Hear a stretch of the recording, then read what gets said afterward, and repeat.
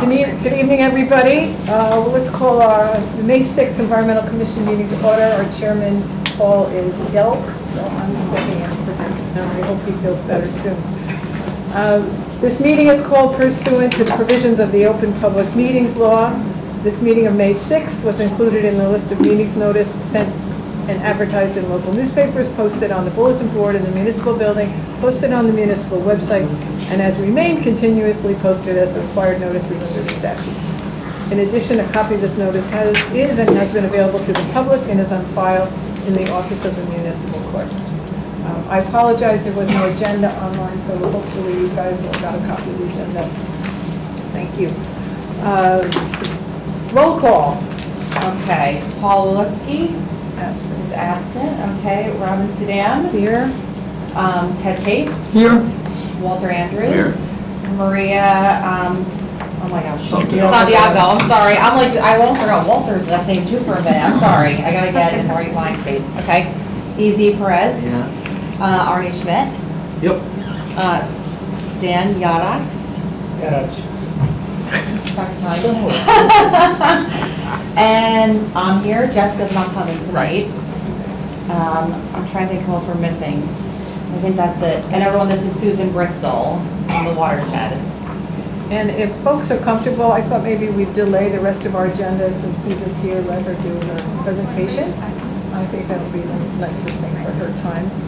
So Susan, would you like to introduce yourself and Sure, yeah. Take it away. Excuse any awkwardness with the technology. Yes, we're having it didn't connect as we Yeah. had hoped. And to advance slides, there we go. Okay.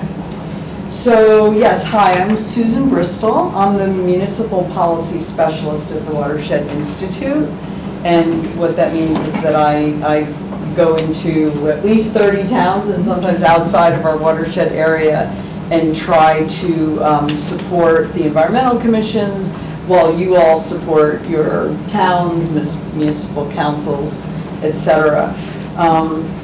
My background, I'm actually from Rocky Hill, so I live right across the river from you all, and I'm a former council person and former chair of the planning board there. So it's a small town, and we wear a lot of, as you know, Ted, we wear a lot of different hats at different times. But I'm also, professionally, I'm a licensed architect and a planner. So what I'm trying to do is bring more of the watershed work into the realm of planning and master planning, which we do by helping towns as they're updating their master plans, for example. But let me just get into this because... You want me to do the slides for you? Is that easier? You can just sure.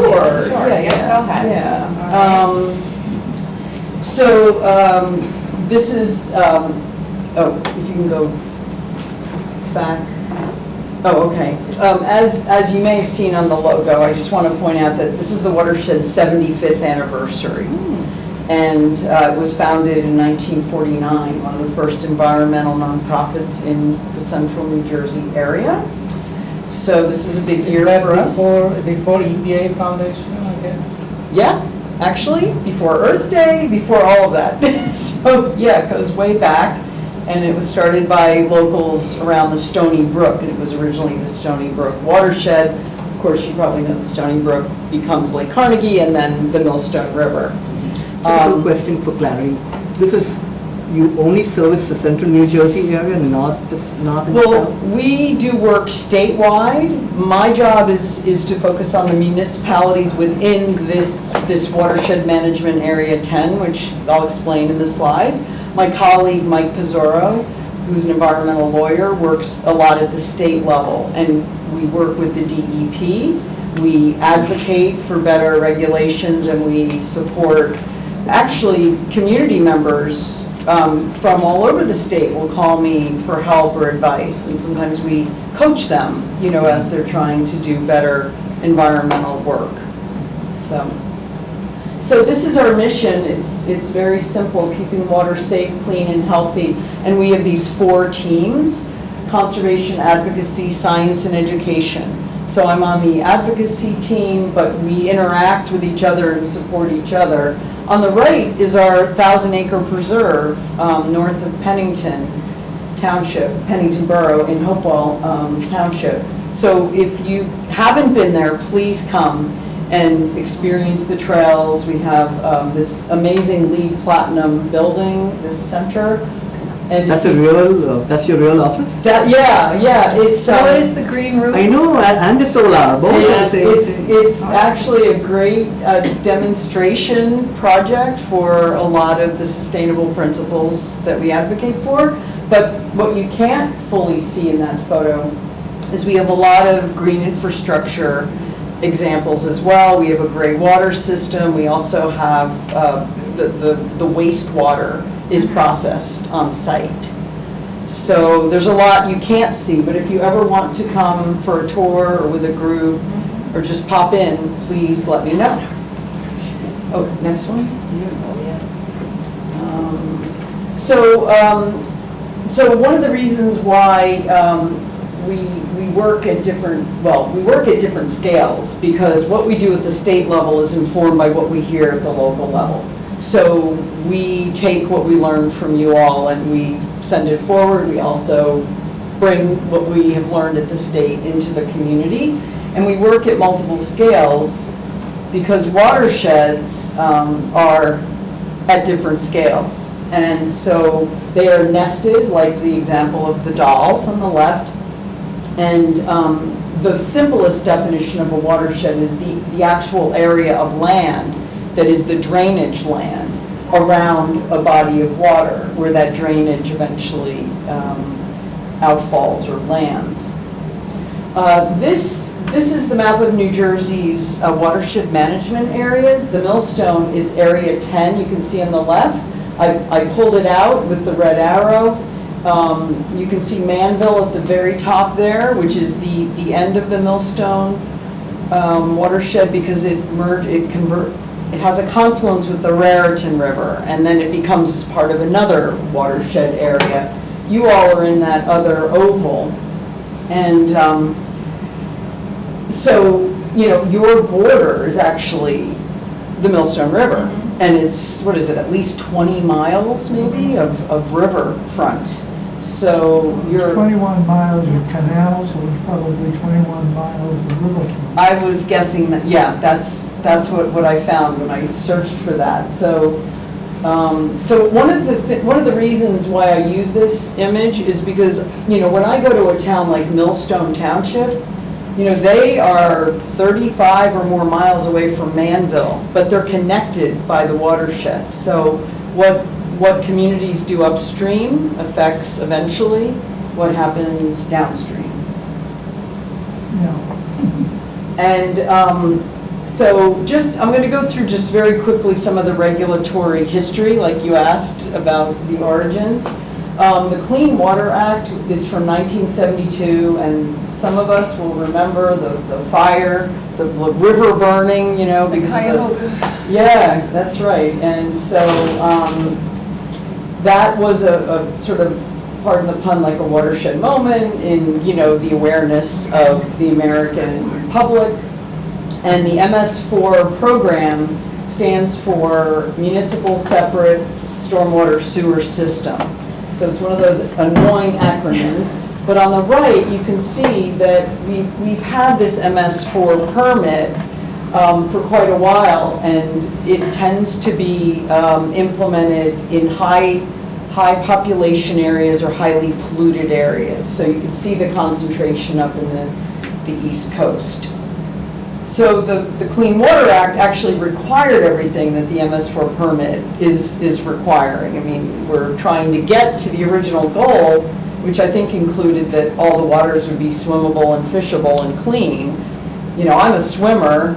There aren't a whole lot of water bodies in New Jersey that I swim in, you know, but that's the goal, and that was the mandate.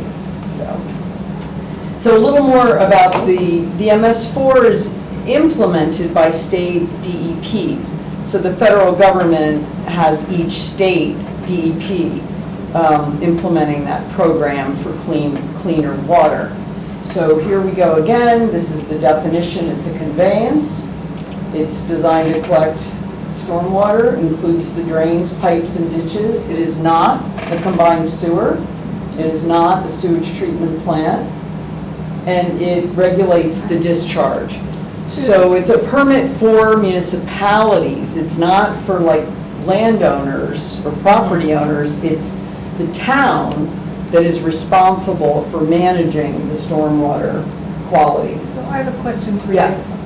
Why, when we used to have ditches growing up, I lived in the same place all my life, the township doesn't clean the ditches anymore? Because they don't want to be responsible under this? Actually, the ditches, I mean, some of them were rural towns like West Amwell, you know, they still have that. Those are part of the stormwater management Right. systems. They are required to be maintained. If they've ignored them, and now it's hard to even see that there were ditches. You Can they should make the report it. argument? Pardon? You should record it on the portal, thing, the portal. You know, the engineering department They have a special machine to clear it. usually Okay, manages that. so they are doing that Hmm? happily, because it's clear, and then the Yeah. water's in the road, and then in the winter, the road freezes, and then ice is a problem. Right, right, and a lot of, there is a generational shift in stormwater regulations. You know, in the 80s, it was very primitive, then in the 90s, you know, you saw those retention basins and subdivisions, and some of them had those concrete channels in the middle of a vegetated basin, and Right. a lot of those need to be retrofitted. So Franklin Township probably, I'm guessing, has a need to retrofit old stormwater, you know, systems. Or We have done, there's 4 detention basins, retrofitted them. And Montgomery Township is doing one, and, you know, it's kind of a generational thing. Thank you. So the point I want to make here is in the progression of regulations. The MS4 comes from the Clean Water Act. We got our new MS4 permit January of '23, so, you know, that upgraded the requirements. We also got the inland flood protection rule last July, and that triggered a new stormwater ordinance for the municipalities. But one of the things that's unique about the inland flood rule is that I think it's the first in the country that actually uses current data and climate change projection data in the numbers that are in the rule.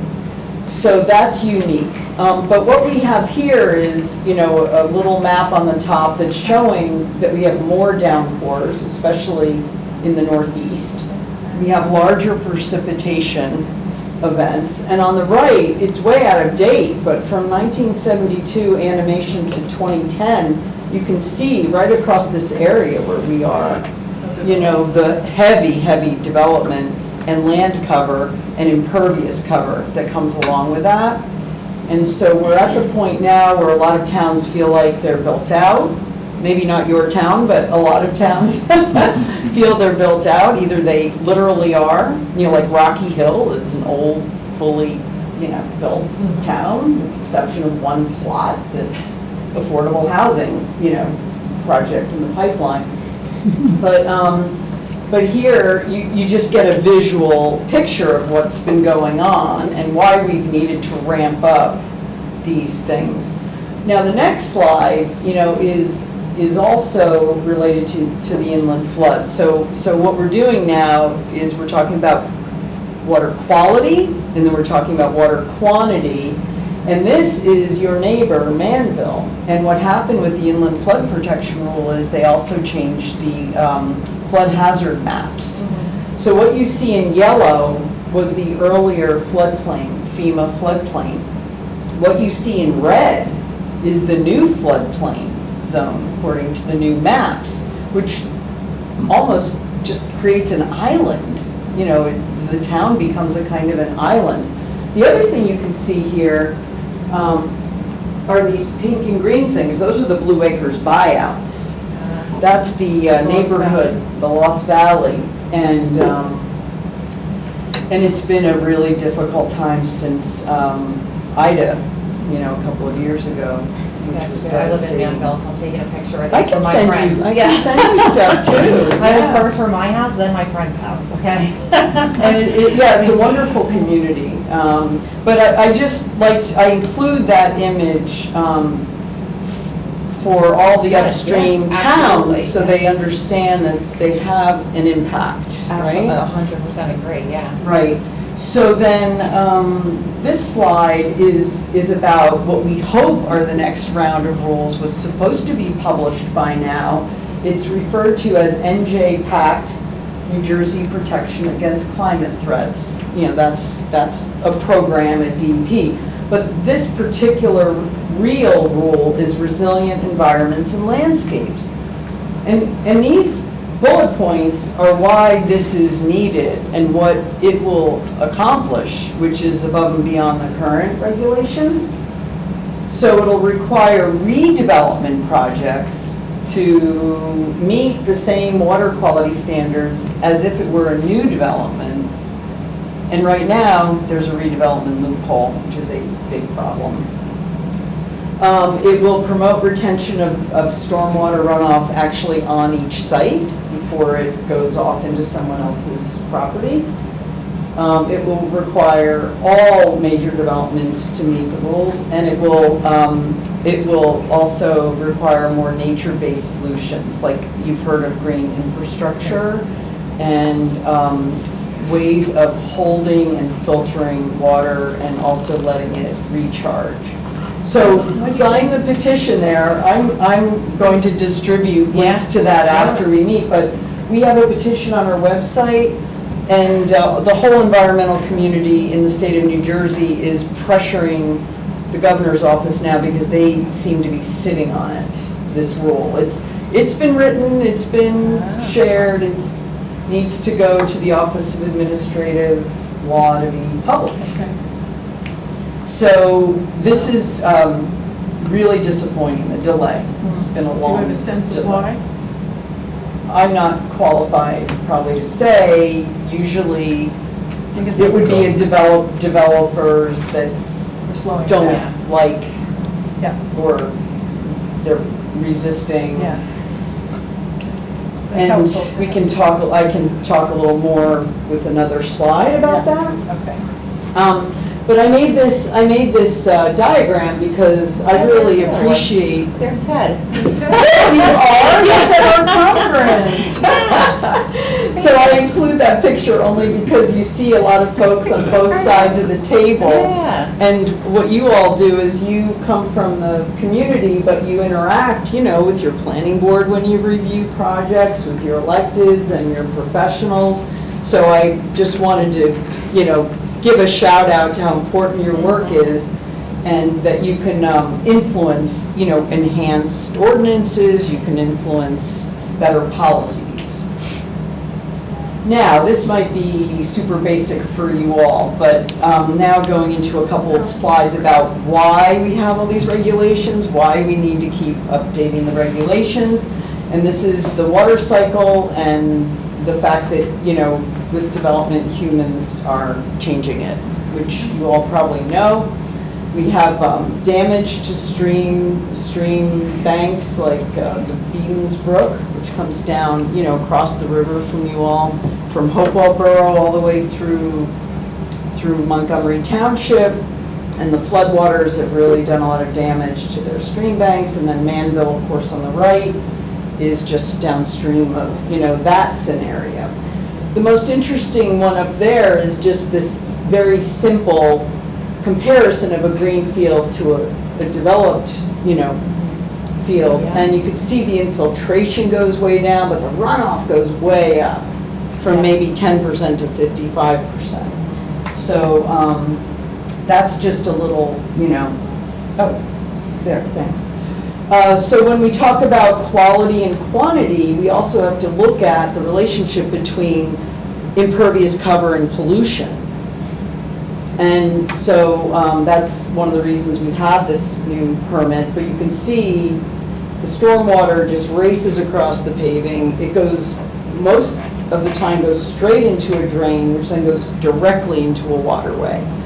And all these pollutants are, found, that's the millstone up there, and those are very common pollutants. The bottom right, has anyone ever witnessed a harmful algal bloom? The millstone looked like that in Rocky Hill during that drought, like 2.5 summers ago, when we had the drought. Yeah. And it's frightening. I mean, it's Yeah. just absolutely frightening, that stagnant, and it's toxic to Yeah. pets and people, and it's very bad for everyone. So these are two charts that take that conversation about quality to another format. On the left, you can see this relationship. The more impervious cover, the less the waterway can support life, aquatic life, or human use. So 10% starts to impact a waterway. 25% of impervious cover definitely shows up as having negative impacts. But when you get up into the, above 25%, it is doing a lot of damage, that amount of impervious cover. You can think about that relationship, whether you're looking at a big site, or whether you're looking at a whole town, or looking at a whole watershed. It's a percentage relationship. We worked at, just to say, and I think they all, when we first started working together a long time back, well, not a long time, a little while back, we were working with Rutgers, having an impervious coverage assessment done, so we had that updated, so we do know it by sub-watershed. I mean, it's 2 years old now, but we know what our impervious coverage is by sub-watershed at least. So, and it's above the 40% in some places. And we have the, 22 sites in town with the highest amount of Yeah, stormwater runoff. so we went through the whole process. You had an update to that? We did, we updated. Because I have some images in here from one of Okay, your, because perfect, the yeah. watershed did a lot of impervious cover assessments for all the towns that Rutgers didn't Yeah. work with, and Yeah. yours is Rutgers. We went through Rutgers, Yep. we updated it in 2022, but we went all the way through, so we did a green That's infrastructure great, study, and we yeah. have the 22 Yeah. sites, which are, it's hard to get working on them, but, I think that the definition of the percentage is a little bit ambiguous, because if you have 10% like 1 square foot impervious and then surrounded by 9 pervious, and then again, that would probably be nothing. But if you have large area, and then it is 10% because you have another large area that is 90% that is pervious, then maybe locally those 10% can make a difference. But how does it pan out? Because Well, I think that this chart on the left is really kind of too simplistic, so you're right about what that. I'm But it trying comes to- from the Center for Watershed Protection, and the image goes back to 2003, when they were beginning to get the data just to show. But yeah, you'd have to look at it in terms of what scale they were operating at. Yeah, if you definitely. have like one big warehouse yeah. surrounded by 90% pervious, Well, it is 10%, but on unfortunately. local level, when you have the huge Yes. area impervious, Yeah, but unfortunately, like I drove past some big developments with maybe McMansion-size homes here in Franklin. All those lawns perform like impervious cover. So on the local level, they don't maybe exceed the zoning regulation for coverage, but in stormwater management, they perform like developed land. So a lawn is not solving that problem that a warehouse, lawn General. doesn't. People No, cross no. People's Line Road, out Saddam Road, 2.5 acre zoning, and they tend to make it all lawn. Yep. They call it the land of the riding mower. 6 acre, 10 Oh, acre. yeah. But, I mean, that's something I learned from my colleagues and surprised me to hear. Yeah. Yeah. No, But you're the one going to presumably, meadow. the more upstanding the vegetation is, the more it intercepts the water. Well, trees, we'll get to that too, but before we jump out of this slide, this is a very recent integrated water report from the New Jersey DEP. And the yellow gold part of the bar is non-supporting. So you can look at each category, and they update this every 2 So years. an assessment unit would be like a body of water or a portion of a body of water? Yeah, I don't Okay. know exactly how they do this. Our science team would be able to answer that question. It makes sense that there's only this much for trout, but that much in general, relative Yeah. one to the other. Okay, thank you. There we go. So this came out of one of your reports, Yes, the Rutgers yes. report, Yeah. and it's from the 2021, that's the Yeah, that's the updated one? updated. Good, Yep, good. that's the updated. So that's just showing you, just in Yeah. terms of land use, Mhm. where the bulk of your impervious cover is, and then a pie chart, which is another way of looking at it. But your town is 46.9 square miles. 44% of it is urban or developed, and approximately 14% is impervious cover. So that's not that high, but it's being averaged between a very high amount of impervious cover up to the north Yeah. to a lot of preserved open space, Right, right.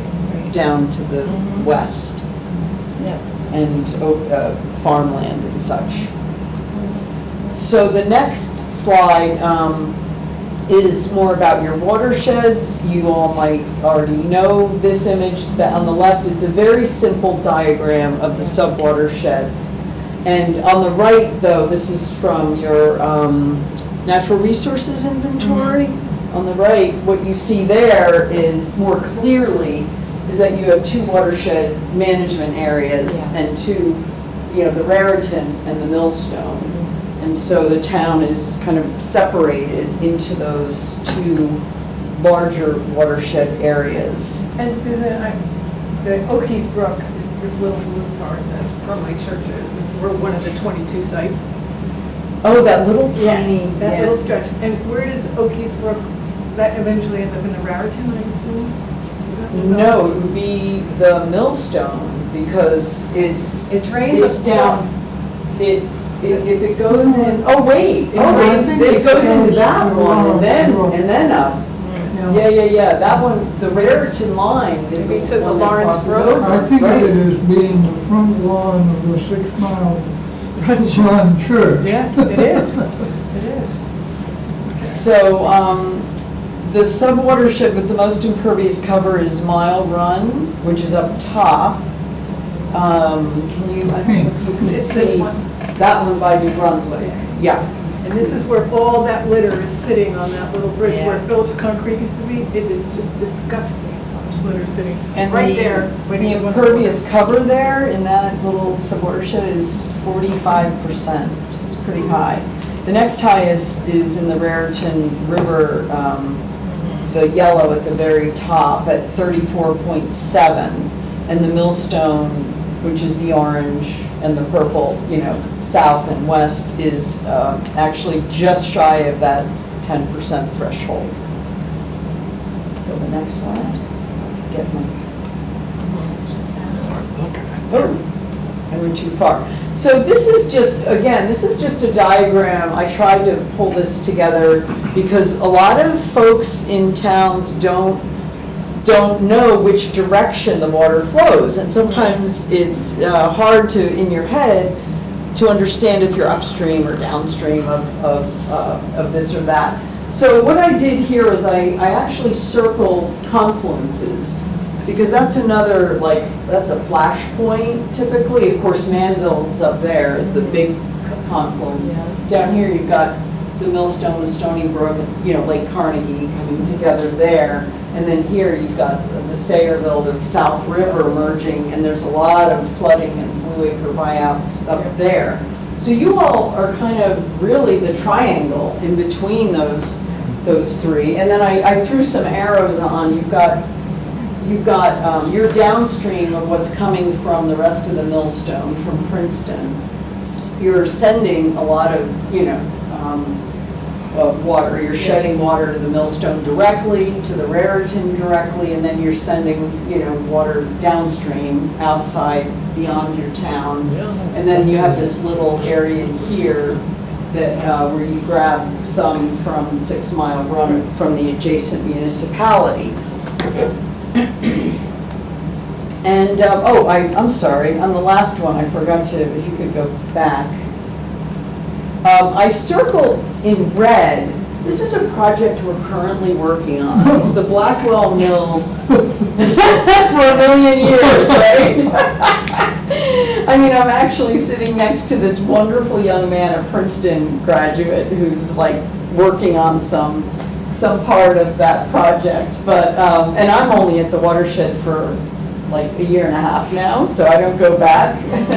But the Blackwell's Dam is there. And I just wanted to make sure, I guess it's politically complicated to do such a thing.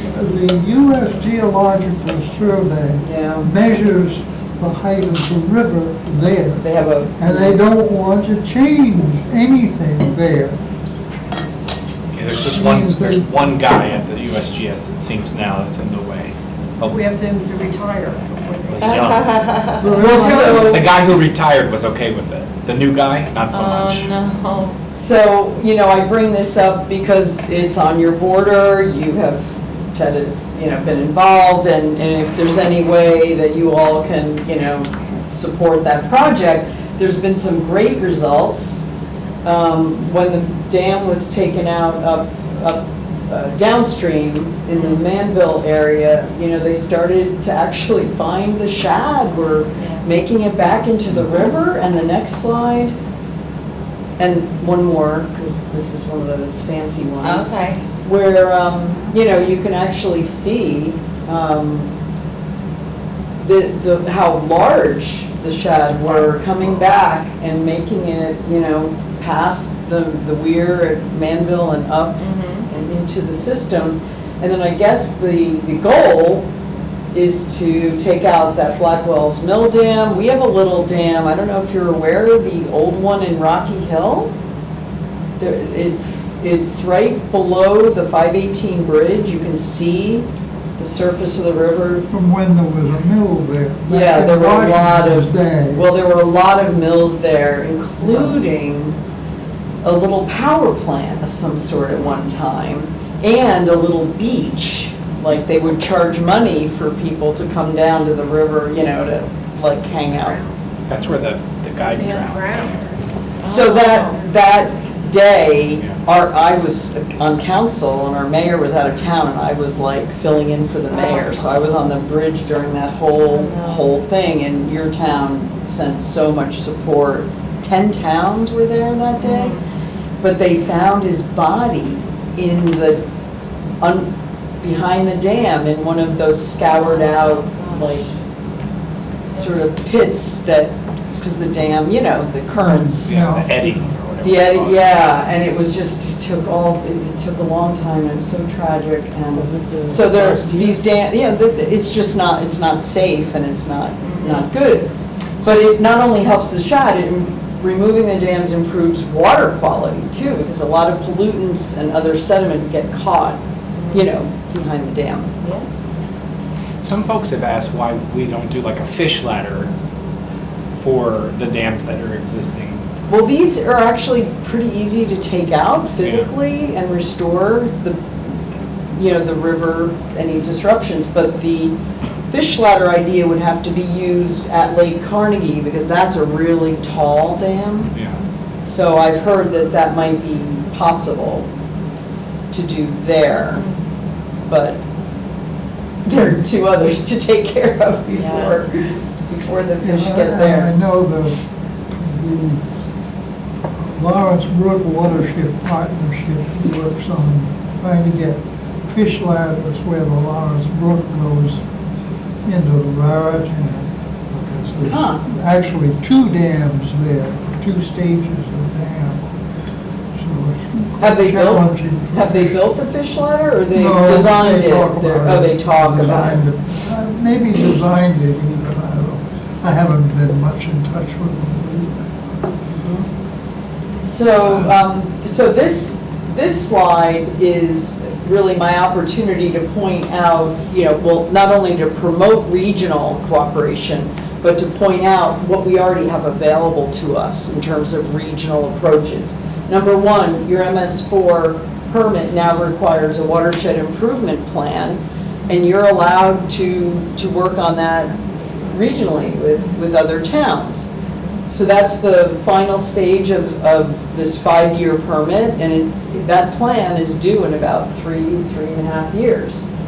So one thing I'm trying to do, I'm not sure if your elected officials have, the interest or the appetite for it, but I'm working with Somerset County trying to get them to reconvene the lower Millstone towns, which would include Montgomery, Rocky Hill, Hillsborough, which they did in 2022. They convened those towns to do watershed planning, but it's time again. Now that the towns have seen this new permit, it's really time for them to consider working with each other.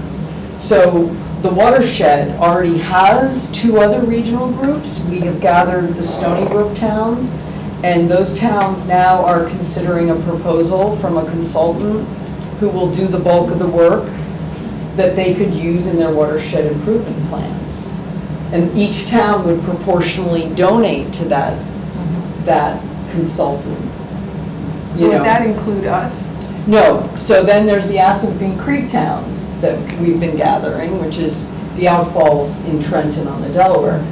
But we think that the Millstone towns could actually do a similar thing. And we're inviting the county, like we're actually asking the county to reconvene you all like they did, but with our support, the watershed support. So how do we do that artfully, knowing that we're also in the lower Raritan watershed? Well then, yeah, so you would have to have both of your watershed areas in your watershed improvement plan.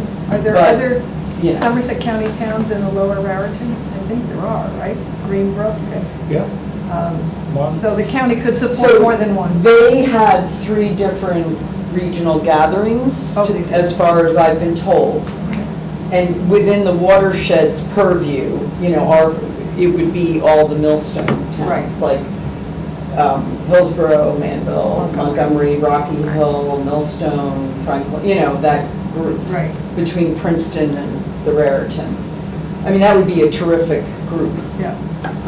But I'm thinking, but we have to you're decide right, something. you have another area as well. Right. So maybe the lower Raritan watershed is aware of something similar on a regional level, and we could present both, and we just ignore Okies Brook, right? That's really the only one that's the outlier. That would go into The lower lower Raritan, Raritan. yeah. Goes into Rochester. Okay, I'm jotting that down because I want to follow up with you on that That as would be well. great. That would be So the next thing is stormwater utilities, and I don't know if your town has looked at those, but it's basically like any other utility, like water, sewer, because the town is required now to provide, the stormwater system and meet the regulations and clean it up. The landowners with the most impervious cover would basically have to contribute proportionally to that. Princeton is very seriously looking into it, and they are into phase 2 or 3 of that. Lambertville is in the middle of it. And if any of you are interested, I'm actually logging on tomorrow night to Lambertville Stormwater Utility Group. It's a Zoom-only meeting just to hear how it's going, but the mayor's keen on it because they're downhill from big land area, and they've had a lot of flooding too, but they want to, this is the way, the stormwater utility is right now possible by law, but it's also a way to fund the projects that the MS4 permit is going to require. So eventually, the towns are going to have to figure out how to fund them. We may have to wait till our township manager retires. Okay, enough said. Necessarily.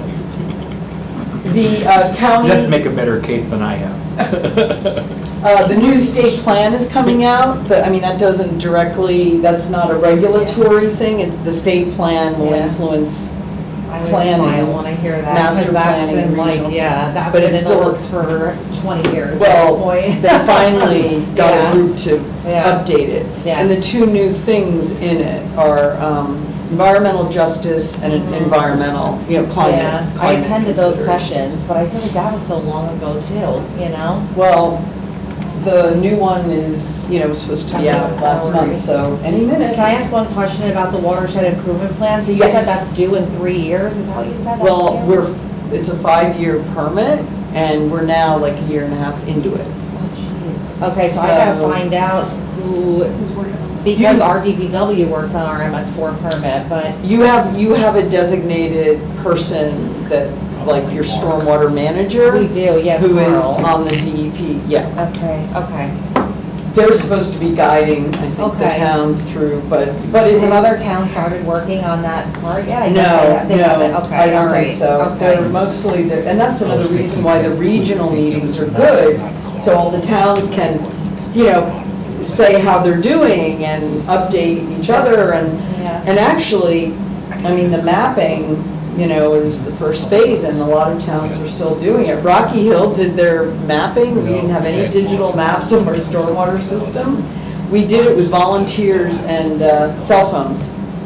We got the DEP app and we did it that way. I think Ewing did a lot of volunteer mapping. Yeah. Princeton had students doing it during COVID, donating like some of the mapping. Yeah. Is yeah, there, it's and I can, interesting. you don't have to, I can look it up. Is there You like a can template available? click ahead. Is there a template available for like these watershed, like, not a template, is there like, an example I can look at of a watershed improvement plan or not? You know really what? yet? The You're gonna come to it? DEP, I asked them for one, they said, well, if you find one, share it with us. Okay. But it's, I mean, they're, A place it's like, evolving. was it Johnsonville, Johnstown, Tennessee, that is always pulled up as the stormwater utility success story? Yeah. And they're in all sorts Oh, of yeah. webinars. They might have Well, Yeah. a watershed there are improvement plan. utilities all over the country, Yeah. just New Jersey finally authorized Right, them. a but few years one of ago. those towns Got it. that's Yeah. already got a stormwater utility Yeah. probably has a watershed improvement plan. Okay. Robin and I met with people from our Public Works Department. We brought up stormwater utilities, and they said, well, what people don't know is most of the money that's collected by the utility goes back to the DEP, That's not true, not a which dime. is not true, Not a but that dime. was, No, no. Not a dime.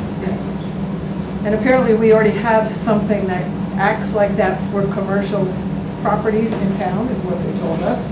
And so we're not to touch this because what we have works.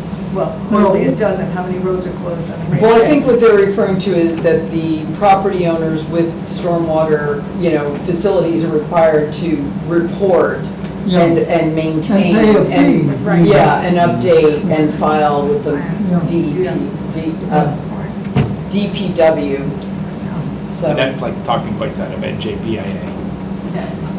so. Yeah. that was a very Um, forward-looking thing when Tom Zelenak came up with it about 2012. Yeah. But, We need to extend it to residential as well. yeah. So- Well, I don't know.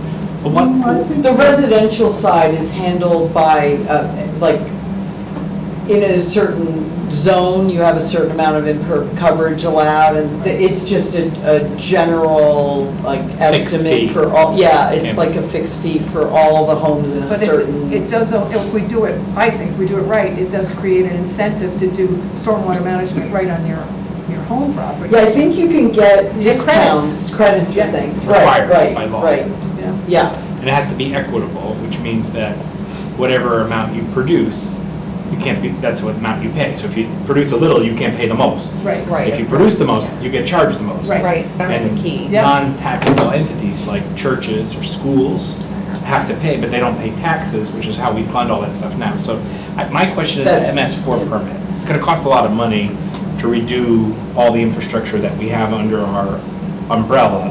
That's going to come, in Franklin anyway, under the purview of the taxpayers. You don't have to redo everything. Well, many of You them have to improve improve them. and you have to find the projects that do the most benefit. And for cost reasons, you're gonna find the most bang for your buck when you look, well, here, if you just look at this. Yeah. The phases, okay? The inventory report is the mapping, okay? The assessment report, that's where you can look back at your impervious cover from Rutgers or any other source. And you actually preliminarily identify some projects in places where you know there can be an improvement. And then the final report is, like, what we're gonna do about it. Like how you're gonna roll those out, or the prioritizing them, et cetera. The incentives we're gonna offer to get them done. Well, and the other thing is, how much public land, municipal land is relevant to where the projects need to be. And so we did a grant project with Hillsborough and Manville for the Royce Brook, and with Chris Abrupta, who's from the Rutgers program. And one thing that I took away from that is that if you want to go into a subdivision and do a whole bunch of green infrastructure on these paved roads that go nowhere, big infrastructure, there might be a way you can get easements, from the front yards of some of those properties adjacent to the road, when you can install some improvement. It's an easement, there might need to be incentives for that easement, but that's how you would have to do it in some cases. If you don't have a big right-of-way, like highways have, it depends on the right-of-way. But Chris showed how you could do a whole system of, going in after the fact, years later, and like just retrofitting. It's basically retrofitting. Yeah. And that could be targeted and strategized, approach. So those are the 3 phases, and then the objectives here are not only quality but also, flooding. But there's this first bullet point there, TMDLs. Do you all know what TMDLs are? Which is the pollution load. So I just have a quick slide about that because a lot of folks, it's another acronym. And it's a little more technical, but your waterways already have pollutants identified in each of the subwatersheds, and those are the things you actually have to improve. So you might look at the worst ones and focus on those. But this slide's really just to help define what a total maximum daily load is. Do we have that in the report records? We do, yeah, and we have, they give you like an estimate of how you can reduce specific levels where we exceed, and so we have the data, which is good.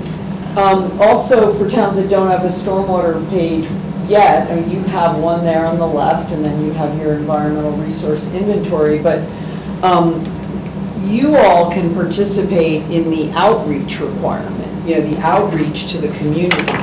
So you already probably have events and activities and workshops or educational things for the community that you could put on your stormwater page, and you can track.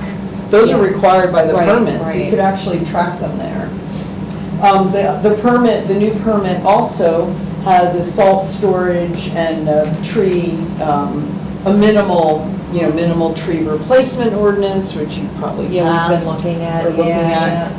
And the salt storage makes sense because we obviously don't want the rain to wash all of that stuff into the so it's covered. On the top is an award-winning salt storage building in New York City, and I think it's really cool looking, so I included it because it's a great solution. And I'll just mention item 6, the containerized yard waste and yard waste collection program.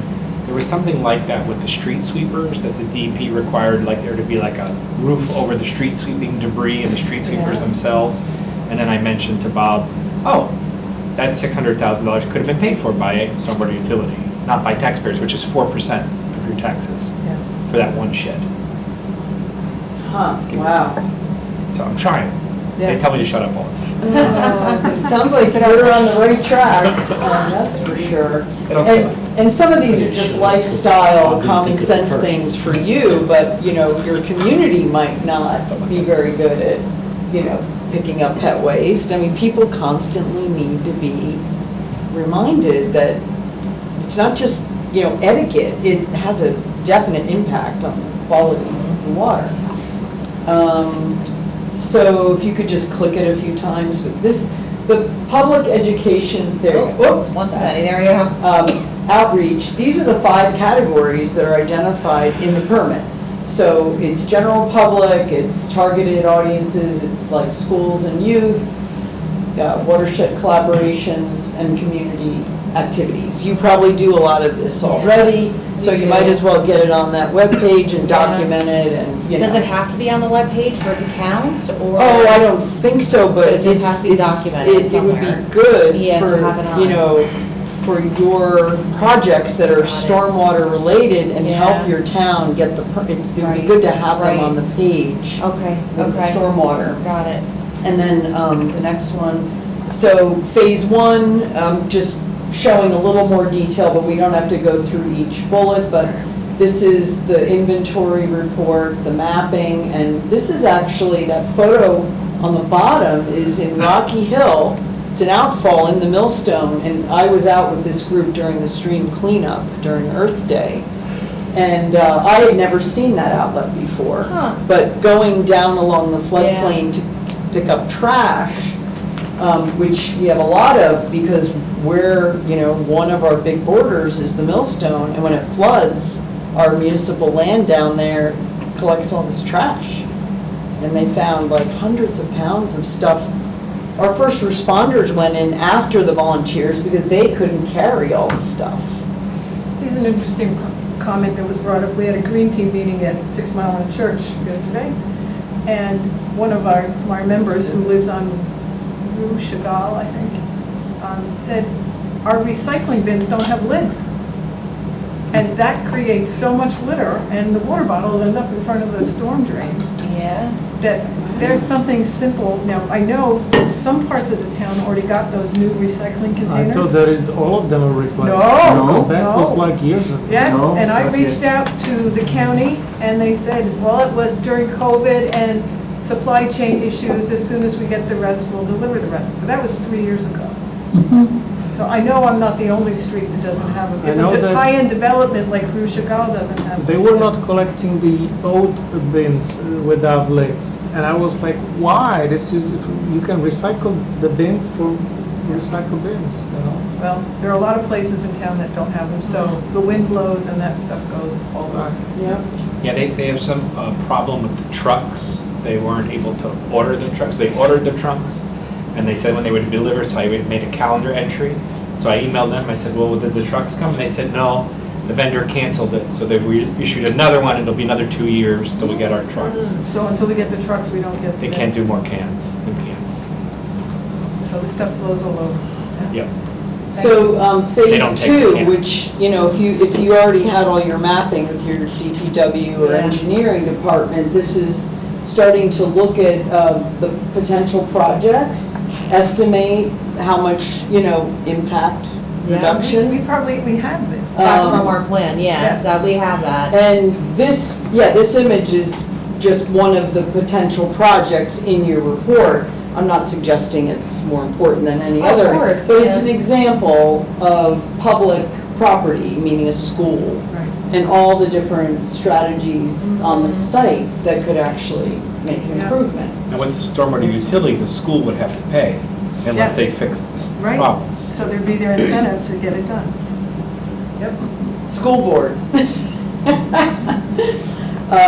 So then the final watershed improvement plan report has these things in it. It has to include the public comments in your public meetings. This engagement thing, the DEP is very serious about making sure the communities, are invited to all these presentations. And I highlighted that one, problems outside of your jurisdiction. So that would be either a big landowner that isn't, that's in your town, but that you don't regulate, like if you had an airport or, What about like people that But- don't want to sell or don't want to participate in the Blue Acres program? Is that an example or? No, that is a totally different thing. That Blue would count, Acres is okay. voluntary. It's voluntary, And but do you have like. Blue Acres? We do, but that's a big problem because, well, I don't know, I'm just thinking Oh. like in general, because people that don't participate in the Blue Acres program, if they choose not to, then, you know, this whole like floodplain can't be Yeah, related. that's Just really thinking out tricky. loud, And, yeah. and I'm a native of Wayne, New Jersey, which had the first Blue Acre buyout. And Yeah. my grandmother grew up right there, at the confluence, of the Passaic River Basin. Yeah. She learned to swim there, and that little community was called Hoffman's Grove. And, you know, it's now largely Blue Acres, the homes are leaving, but guess what's right next door to that neighborhood? Willowbrook Mall, Yeah. 50 acres of impervious cover, built in 1969 in the floodplain at the confluence. So my dad's house is when you leave Willowbrook Mall and go You- west. Yeah. There's 3 houses in the row, the middle one is. Your dad lives Yeah. there? Well, You he grew up- died, but. yeah, Did you it's- grow up there? I grew up in Montville. Montville? Yeah. Okay. Close by. My mom is still in Wayne, but Yeah. she's uphill of the Pompton River. They don't- So outside the jurisdiction is also what's coming in from outside your borders or, you know, neighboring towns, so. Yeah, I like to say that it's what's going on with all the development in Monroe then affects everybody downstream, particularly Manville. And I went to Monroe and I presented at their public library and a councilman was there and he admitted that when it floods, they have at least 3, maybe he said 4 islands. The town itself becomes a series of Yeah. islands. But yeah, Concordia and all of those, Susan, would you do this presentation to the public? absolutely, or I would modify it, Yeah. like, yeah, Because absolutely. we're always interested Yeah, in Yeah. things for the public. that we can Sure, offer. yeah. And, you know, I could bring a colleague and, you know, make it relevant Great. to the community. So, let's see, I think we're getting toward the end. So, this is the place where I promote our enhanced stormwater ordinance. The one that the watershed developed that's on our website. But these bullet points are why the current regulations fall short. Okay, the current program is maybe slowing, but not really stopping the rate at which the problems are getting worse. Only large developments, which are defined a certain way, are dealt with. It's not dealing with existing problems, it's just, you know, for new development. And the current rules do not address volume, and they don't address redevelopment, as I suggested. So our website has our enhanced ordinance. Some towns choose to add certain enhancements, maybe not all of them. We never even got a chance to comment. They passed the new one so fast here. No, we have the enhanced ordinance. No, we don't. You- We you have have the the latest new- with Bless the you. state The requirement. DEP one. But we don't have what But they not the suggested. enhanced one. So the It new passed one, last September. No, but we have the enhanced one from before. No, Yeah, we do. I just- no, we don't. They left out about 2/3 of what was recommended in the enhanced. Well, I think it's because we already had the enhanced ordinance before. No, I'd be happy to show you chapter and verse. Okay, we look. Okay. so these are the things that the enhanced one that Mike Pizzaro worked on with others, my colleague, and you can find it on our webpage. But some towns just went and passed the DEP one to expedite that, but are considering either an enhanced, you know, an update, or maybe passing their own ordinance about redevelopment, because that's a huge loophole. Montgomery Township has redevelopment to some extent addressed in their ordinance, so they have a partially enhanced ordinance. Oh, but look what I just jumped to. Yeah. So I understand if you can't comment on this project, but I found it on your planning board agenda, and it's the Rutgers Mall with Plaza. housing. What? Rutgers Plaza. Plaza, sorry, Plaza, yeah. Just kidding. But, so this is just an example. It's a 27-acre site. The current site at 21 of the 27 acres is impervious cover. I guess the project claims to reduce it by about an acre. But, you know, with a big investment in redeveloping a part of the site, they really ought to be reversing some of the damage surrounding that new development and not leave, you know, over 20 acres of impervious cover. Yeah, but there's a lot of public outcry against doing anything with this, so there'd be a lot of pressure on the zoning board to simply turn this down outright. So we wouldn't get any improvement. Well, so if this is a change in use, Right. requires a variance, which is a very strict. Yes. So the boards, maybe the zoning boards need to be, you know, if they're going to approve something, it can be with conditions. They could actually Exactly. create a lot of But conditions. the point is, But right they now, the might will not. is to turn it down.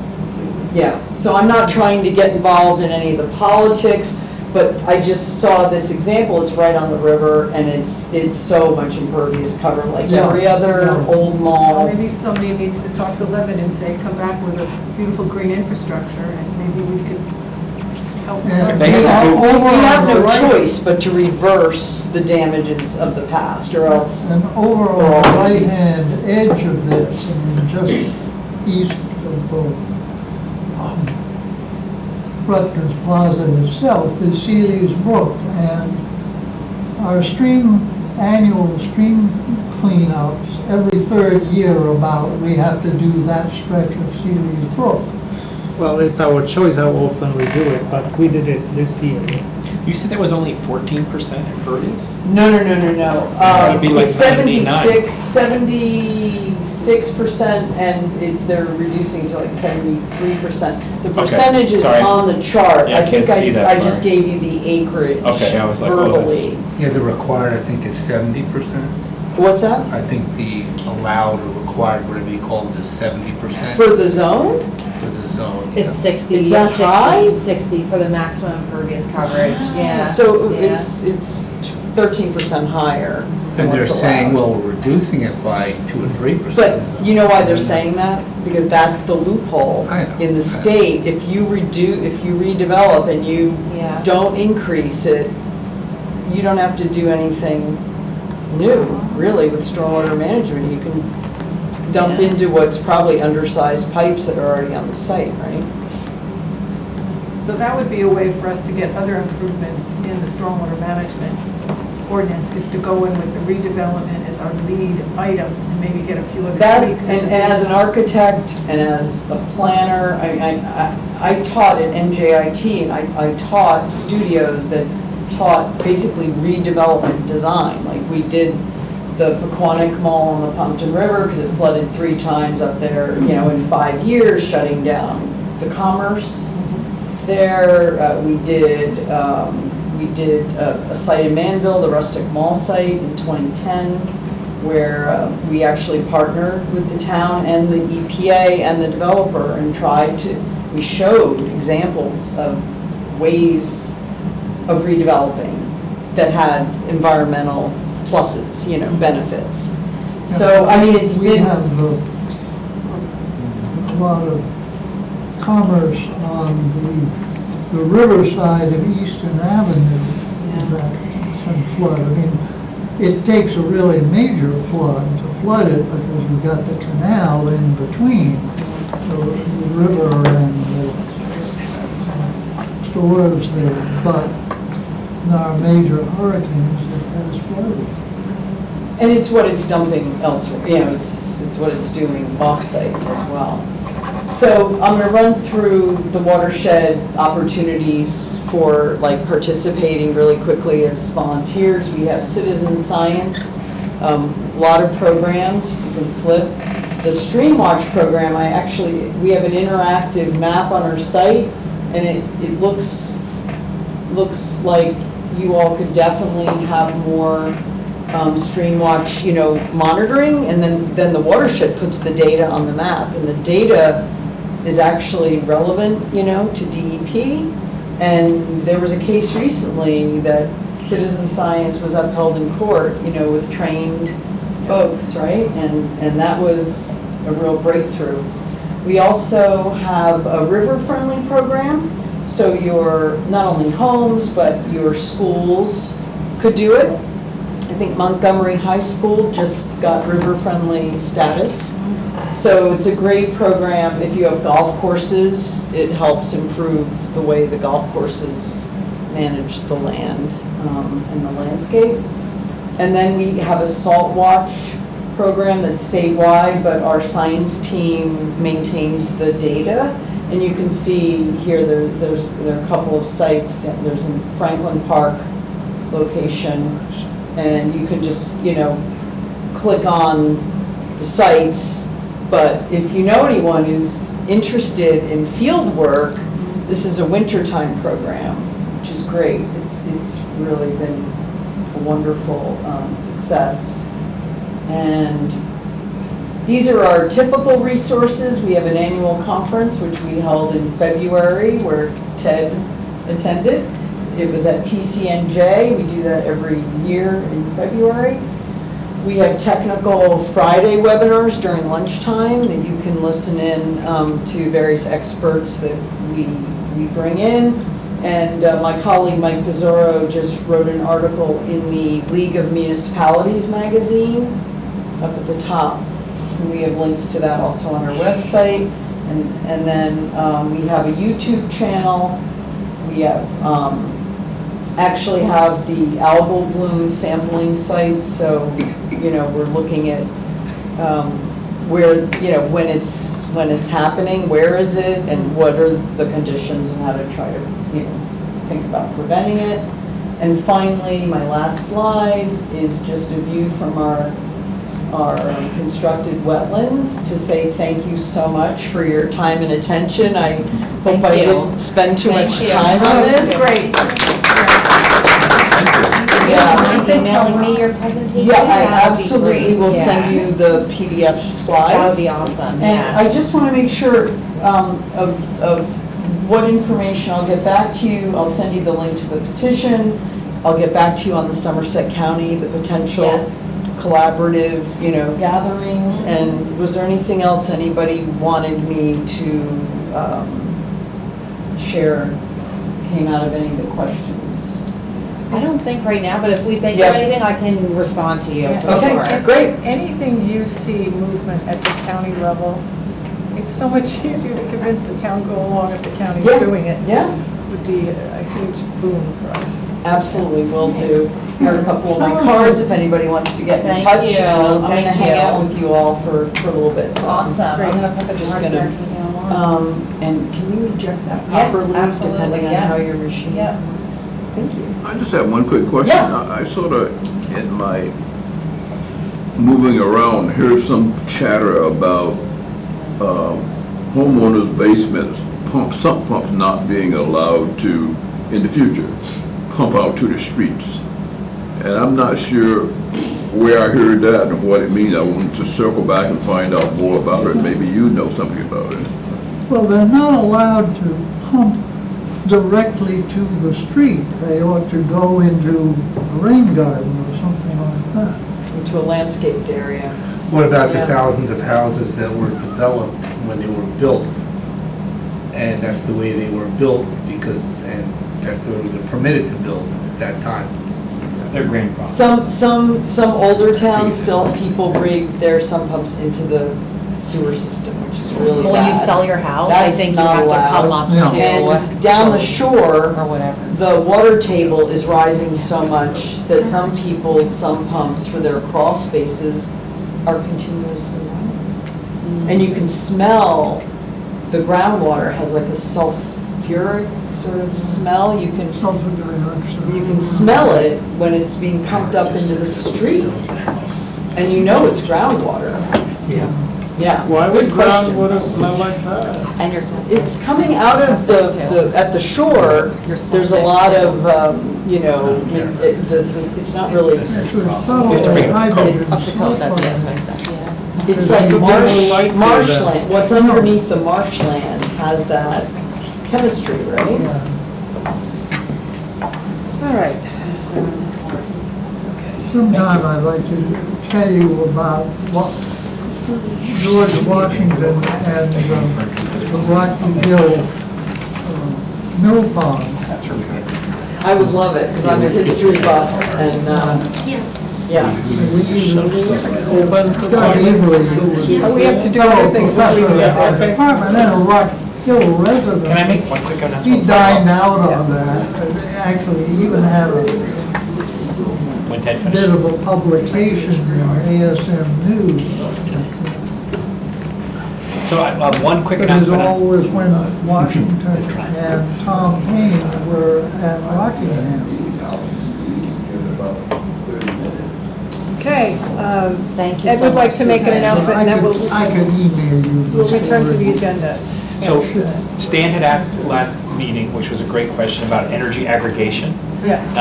And so I have been checking around. Our next administration meeting, which I sit on for council, is going to be, I think it's this Thursday. And we're inviting the consultant from Gable Associates to come and meet us and talk through the outreach. We want to do public outreach and education, Yeah. and I'd love the Environmental Commission, I mentioned this in the last meeting, to be involved with that. So I'll have more information to report back. Just remember, the top line is, we'll only aggregate our energy in town if we can get 10% cleaner energy than we currently get from BGS, which is the provider under PSE&G if you don't opt for a third-party provider, and at 5% less of a price. Hopefully we can get more clean energy at an even cheaper price Right. and more affordable for families. And of course, we'll also look for a 100% option, which Yes. will be for a number of houses that'll hopefully drive it down. Some people are getting that already on their own. Hopefully, purchasing power will help. So I'll have more information about the education sessions and the rollout and when we think it'll happen. Is that open to the public, or is that a work session? That's just a council, Just a council council kind of committee. committee meeting. Okay. Yeah, but when I know more, we can loop them in and have her come here first, I think makes Great. sense, and then kind of think through that calendar. We'll put that out there somewhere. Yep. Great. But I know that was of interest. Thank you, Ed. I think what next item on our agenda is the minutes. Has everybody had a chance to read them? Ted did a good job of, I think, capturing everything that was missing. Does anybody want to make a motion? Motion to pass. Okay, we have a motion. Second? Any discussion? Yeah, I have a couple of comments. Okay. On page 2, right in the middle of the page where it starts with the word tree ordinance, says A. Schmidt looked at available trees at Baumlee's nursery, the large 3 3/4 inches. It was actually 3 1/4 inches. I'm sorry, so that is on page 2, you said, right? Yes. Page 2, because I have it up 10, so I can make it right here. Tree ordinance, RCDM recommends, that paragraph. Tree ordinance. Yes, the fourth line down. 1, 2, 3, oh my God, wait, am I on the right thing here? Glasses, don't fail me now. Oh, wait, RCDM attended and general session? No. I'm- Second page, halfway down, tree Oh. ordinance, colon. I see it, my bad. Okay, go ahead, Arnie. You were saying, oh, it's actually 3 1/4. Yes. Okay.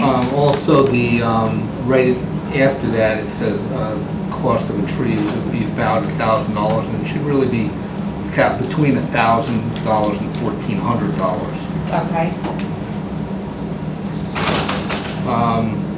And then in the next paragraph, where it starts with Stan, noted that among what does CA stand for? Among the CA.100 people registered. Circa Yeah, circa. stands about. for the word circa, which means about. No, I know what circa means, but I don't. CA is an abbreviation for circa. Yeah, I've Oh, you're saying like approximately 100 people. Got it, okay. So it should be noted that, not the among, just take out the among, is that what you mean? No, I just didn't know Oh. what CA meant. I thought, I've seen circa abbreviated differently, but that's, Maybe I should spell out circa. But this is a commonly used abbreviation. Yeah, that's fine, I think that's I okay. think it's fine. All right. Any other discussion items? We all comfortable with that change? All those in favor say aye. Aye. Opposed? Okay, minutes carried. Thank you. Thank you, Arnie. I'll entertain a motion to open to the public. Thank you, Easy. Do we have a second? It just steal my agenda. All those in favor? Okay. Public? I had comments on it. Depends on my day.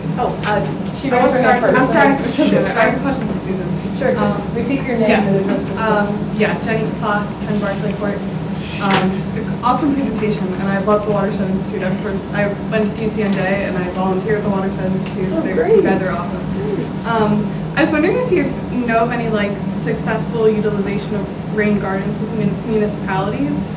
Absolutely. I could get our my colleague Olivia, who's on the science team. They're constantly installing them and working with different towns. Aren't we building one here in the senior center? We're trying to, yes. We're working on it though, yes. Is We're Rutgers working working with you on that one? Rutgers designed it, Yeah, yeah, for us, so okay. yes. You want to help? Yeah, and this is a rabbit hole I was falling down earlier today, so this presentation was great timing. Do you know, like, is there a way to measure the success of those places and like how much water a certain area of land is holding, or is it just kind of like estimates? You mean after the fact? After Like, I it's- guess like before and after, like if I have, lawn at my house, to measure like how much water is that holding, and then if I put in a rain garden, like what's the difference? Well, so when you design a rain garden, you calculate all the Okay. rainwater based on the roof area or the paved area, and that affects the depth and the size of the rain garden. So yeah, that's a So it's design. like a beforehand goal. Well, you design it for the conditions that are And the sending quantity. water into it. Okay.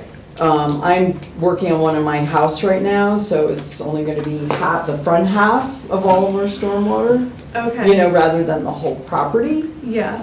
Yeah. I make a suggestion, if you go on the Rutgers Cooperative Extension website, and it's under Climate Champions, but the Green Infrastructure It's great. series that Chris Abrupta runs, all the recordings are there. You can take the course and Yeah. get certified. You get certified, and even if you're not interested in the That's- certification, but you yeah. want the knowledge, they're all there. And Okay. he goes into great detail, he shows you Mhm. how they do the calculations, lots of sketches, what works where, how they pick sites. It's amazing how much information is out there. And it sounds like you're nerdy enough that you could really enjoy that. Yeah.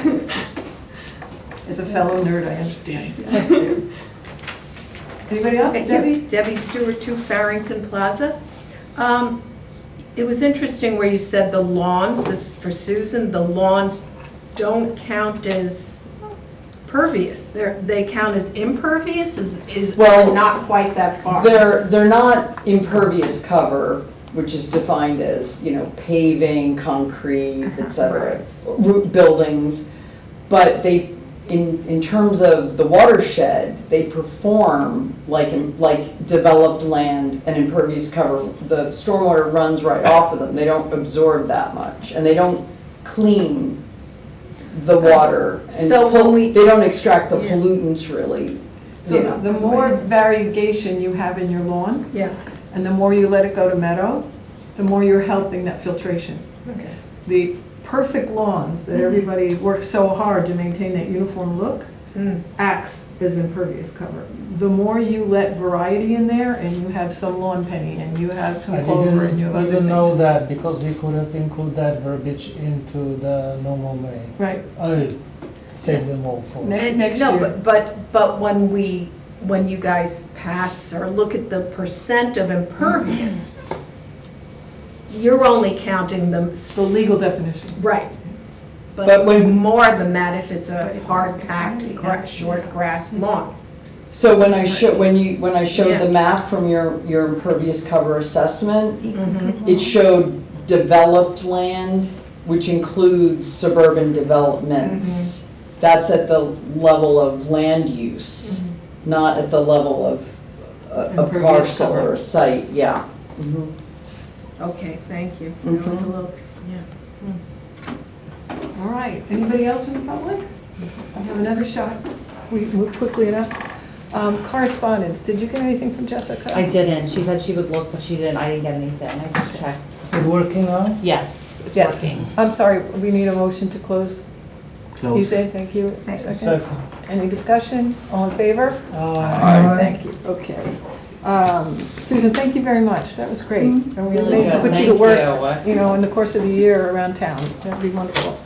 Site plan applications. Okay, so we have two, you wanna go first? Yep, I want to leave. Okay. Hang on, let me get yours up here. Go ahead. Yours is Hamilton Street Management. This is Hamilton Street Management. Can you open the site? I happened to drive in today because my son's school is right across there at Hillcrest. I am really surprised how they're going to build all of that stuff what they're proposing. Right? They're proposing a 3-story building with the first level being commercial, commercial. The top 2 stories having 18 apartment complexes. I think 6 are 1 bedroom and 12 are 2 bedrooms. And they're, going to have 38 parking spots Where? in that little area there. I have no clue what. So they're asking for a C1, C2 variance. If you go back to my notes, if you don't mind, quickly. Sure. I think that map is in there. Yeah, the map is acting up. Okay. Go Yeah, ahead. it took me such a long time to open the map. Yeah. Can you go down, please? So yeah, Oh, look at the there thing you in go. red. My points above in red. Above? Yep. Yeah. So what are 38 parking spots? They, in terms of the EV requirements, they fit in. They have the more. I think they're required by calculations 4.5. They're doing 6. They're proposing some landscaping, a lot of lighting, a lot of sidewalks, a lot of stormwater management, which is great. 85% of the proposed land is going to be impervious now. And they met with the Township Technical Review Board to discuss this plan. So I don't know what details went in there. Is 85% permissible, or is that a? No, No. What is the limit there? What is this zone, EC? Do you it is remember? a business zone, the Hamilton BD. Hamilton Business Zone. That's I think that's 60%, but I Yeah. can look it up while we talk. Yeah. Let's forget it. Yeah, so when I drove in today, right, everything is, my assumption is that everything is impervious there, except for the little spots over there. What bothered me most is there are a lot of single unit housing just behind, and they claim that it's going to be least disruption in traffic, in noise, which is not going to be true, which is just not going to be true. It's right? 85%. I'm sorry to interrupt you. It's 85%? It is in the Hamilton Business District. It's 85%. Yeah. So they actually inspect? They're on target with it. So go ahead, EZ. I'm sorry. Yes. I just wanted to let you know. Can you go down back again to my notes? So this is the site plan. You look at it. It's been it's between 2 streets on Hamilton, and they're going to take off 30 trees, I believe. Let me just put my notes out over here. 30 trees. You want me to look Yeah. back here? They're scheduled to take off 31 trees, and they're required to replace 34 of them. Looking at the calculations, looking at what they're replacing, they only proposed 19. 9 have been unfiltered and not accounted for anywhere. They're planning a lot of the juniper shrubs, which I'm assuming they are taking that into account because that's going to be planted all around. But that's not what we want, definitely. So they are also asking. Are those shrubs included in what they're considering trees? No. Okay. No, they're separate. They need additional parking space. They're going to park in the setback area. There are some areas that they cannot landscape. They cannot, will not fit the buffer requirements. So there's a lot of variances which they're asking for. Do you know where the garbage is going to be picked up? Is it in the back of the building? At the back of the building, they proclaim that it's going to be parking spots and some landscape area. I Okay, have well, no there'll clue. be dumpsters back there, probably right up against where the other residential. Other buildings. residential. So the garbage trucks will come there at 5, 6 in the morning to pick up and disturb the people behind Everything, them. yes. Yeah. So I have no clue how they're going to do all of this in that little lot over there, but What's the variances they're requesting? Do you know? C1, C2. C1, C2. So Yeah. just bulk variances. Well, that's just the general classification. Jeez. So, this So is no one of the big things what the developers has said that this it's going to improve the aesthetics of the area. It's going to sort of de-gentrify, which may be true, right? Because it's a very shabby looking property at this point. It's going to block everybody's view, that's why. Which is true also. The developer claims that with the location of the premise will not they will invite, the commercial, the clients to be non-car owners coming into the property, or Okay. even the residents would not own their car, which is not true. I don't believe that. No. This You point don't is have not public really true. transportation to support that. Yeah.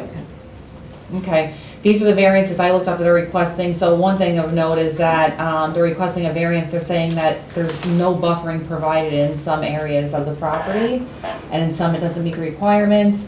They're also asking for an additional 8 parking spaces, and they're looking to park in the setback area. Yeah. That's not appropriate. They want 8 additional parking Yes. spaces. Than what's allowed. And yet, Yeah. they say that they don't need. They're gonna attract people They're that not don't gonna use attract cars. people for parking. Yeah, those are my comments in my notes over there. Okay. So, Thank you. my recommendation to them was, if you go down, I think in my final notes, is they have to, they need to, put those 9 trees somewhere, right? They have to put that, Right. the 9 trees somewhere into the, and account for that, it's going to be highly impervious area, so they really need to work on that.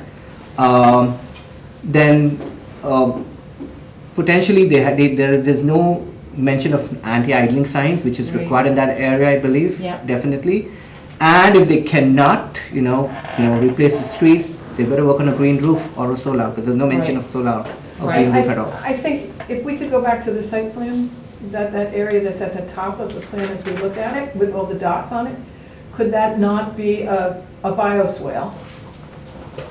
All of this, I assume, is this meant to be lawn? That's meant to be lawn, that's what it can, landscape. If that were a bioswale, that would make a lot more sense, it'd be a place to absorb all the runoff. A rain garden. Yep, Yeah, we can add that, right? Can you just go back to that? Yep, let me just add this real quick No, you don't want. before I forget. sufficient to handle the runoff.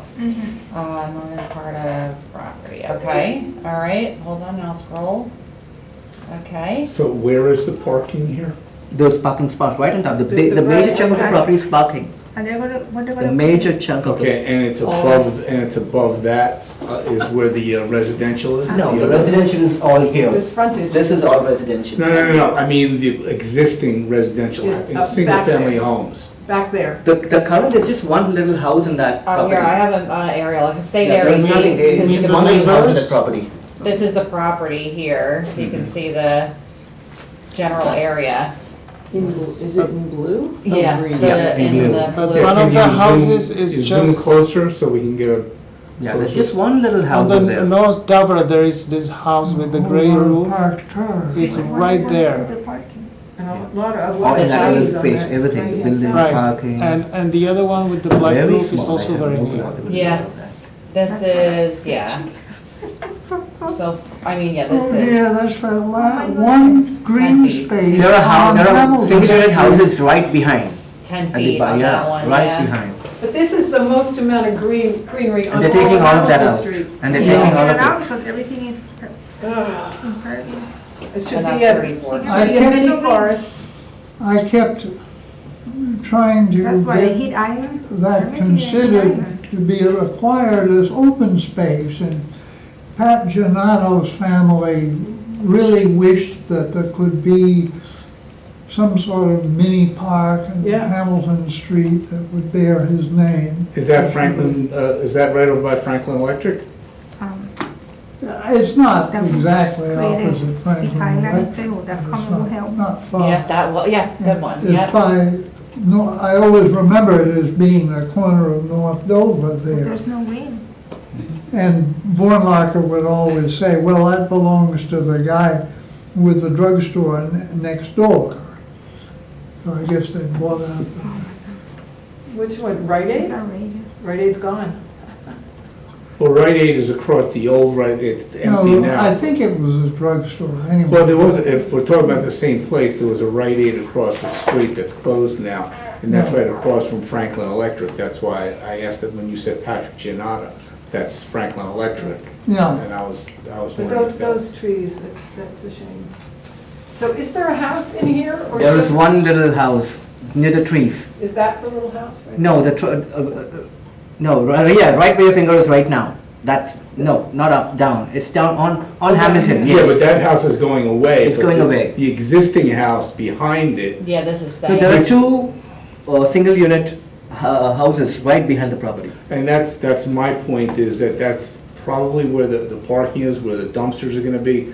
They're gonna come in early morning, and I think that's a comment that we need to make as to whether that's where the dumpsters are gonna be for garbage, and if the trucks are gonna be coming in at 6 in the morning, they're gonna be disturbing those people back there, and they've gotta do something about saying garbage can't be picked up before 8 in the morning or 9 in the morning or something like that. It's so hot in this. But you also have delivery, well, no, it's something else, never mind. Okay, do we have enough on that? Looking at the time. I have one more, yeah. Okay. Thank you, If there's Easy. anything more coming up, just send it across to me. Thank you. Thank you very much. Okay, the one that I have is a resubmittal. So this one, again, did not include the resubmittal list that we've asked for. So I started putting that in my comments that like, this has not been included, please include it, Right. you know. This is for HSU properties. It's at 400 Cottontail Lane.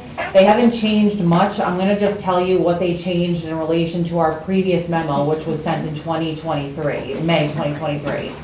So they're looking to do a 64,515 square foot, one-story warehouse, which would be in addition to an existing office and warehouse building. They're still proposing 137 parking lots and 10 loading spaces. They're still proposing access via 2 driveways off of Cottontail Lane. And they will be connecting to the public sewer, water and gas services. Let me see what else I can tell you. They resubmitted, in the resubmittal, they included a traffic impact report. No change in traffic, right? No change in traffic. It's Yes. amazing how that works. Yes. The one, so from our last memo, we had told them that they didn't address any of the EV charging stations that were required. In this resubmittal, they have the 6 EV chargers that are required, so that's in there. We had requested that they consider being solar ready, even though they don't have to by law, they're under the size, but they didn't address that, so we can put that in there. They did include a landscaping plan this time, so they are looking to remove 23 trees that are 16 dBH or less, 7 that are more, so it's a total of 40 trees. Wait, hold on, I'm going backwards. 56 trees are gonna be removed, 7 that are bigger, so that's 63 trees, right, that are gonna be removed. They are required to put in, hold on, total replacement trees, I'm sorry, is 63. 31 are shade trees, which are all native. This is one comment of ours they did address. We had said that when they give us the landscaping plan, we would like them to really focus on using native trees. Everything they're planting is native except for 3 trees that are not native. 51 are being proposed to be planted on site, so that leaves 12 that are not going to be planted on site. They didn't mention the anti-idling signs, even though we said that last time. No bike or bike storage, even though we said that last time. Buffering, there was no buffering whatsoever, and they said it wasn't necessary because they're in the BI zone, and we said you should have buffering. So now they've proposed a rain, kind of like a bioswale more, I guess, along the eastern portion of the property only. So some buffering, but not all. In this bioretention basin, I went through and calculated this again because I said this can't be right, but it's almost 7,500 small plants, very small, like 1 to 2 inches, which are not going to make it in the bioretention basin. So we need to address that. Right. We had requested that they consider pervious pavement, and that was not addressed. And the green roof or cool roof was not addressed either. So the recommendations from me that I think for this one, for this resubmittal, again, they need to start submitting these letters that show what changes they're making. Yes. That's number 1.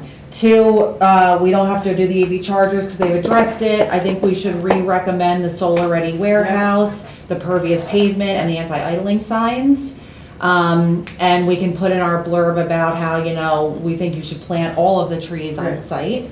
And I think that covers it, basically. So that is that. Thank you, Tara. And, yeah, those are the only 2 we have. Okay. If you don't mind, I wanted to just mention 2 quick things as an Environmental Commission Vice Chair tonight. Anybody had a chance on the way here to listen to Marketplace tonight on NPR? No. I was listening carefully because it was the recently retired California insurance commissioner talking about the insurance crisis happening around the country because of climate change. And as I turned on, they were talking about reinsurers, which is what the insurance that insurance companies buy, and how the companies are now asking to be able to increase their rates to customers because their reinsurance is going up.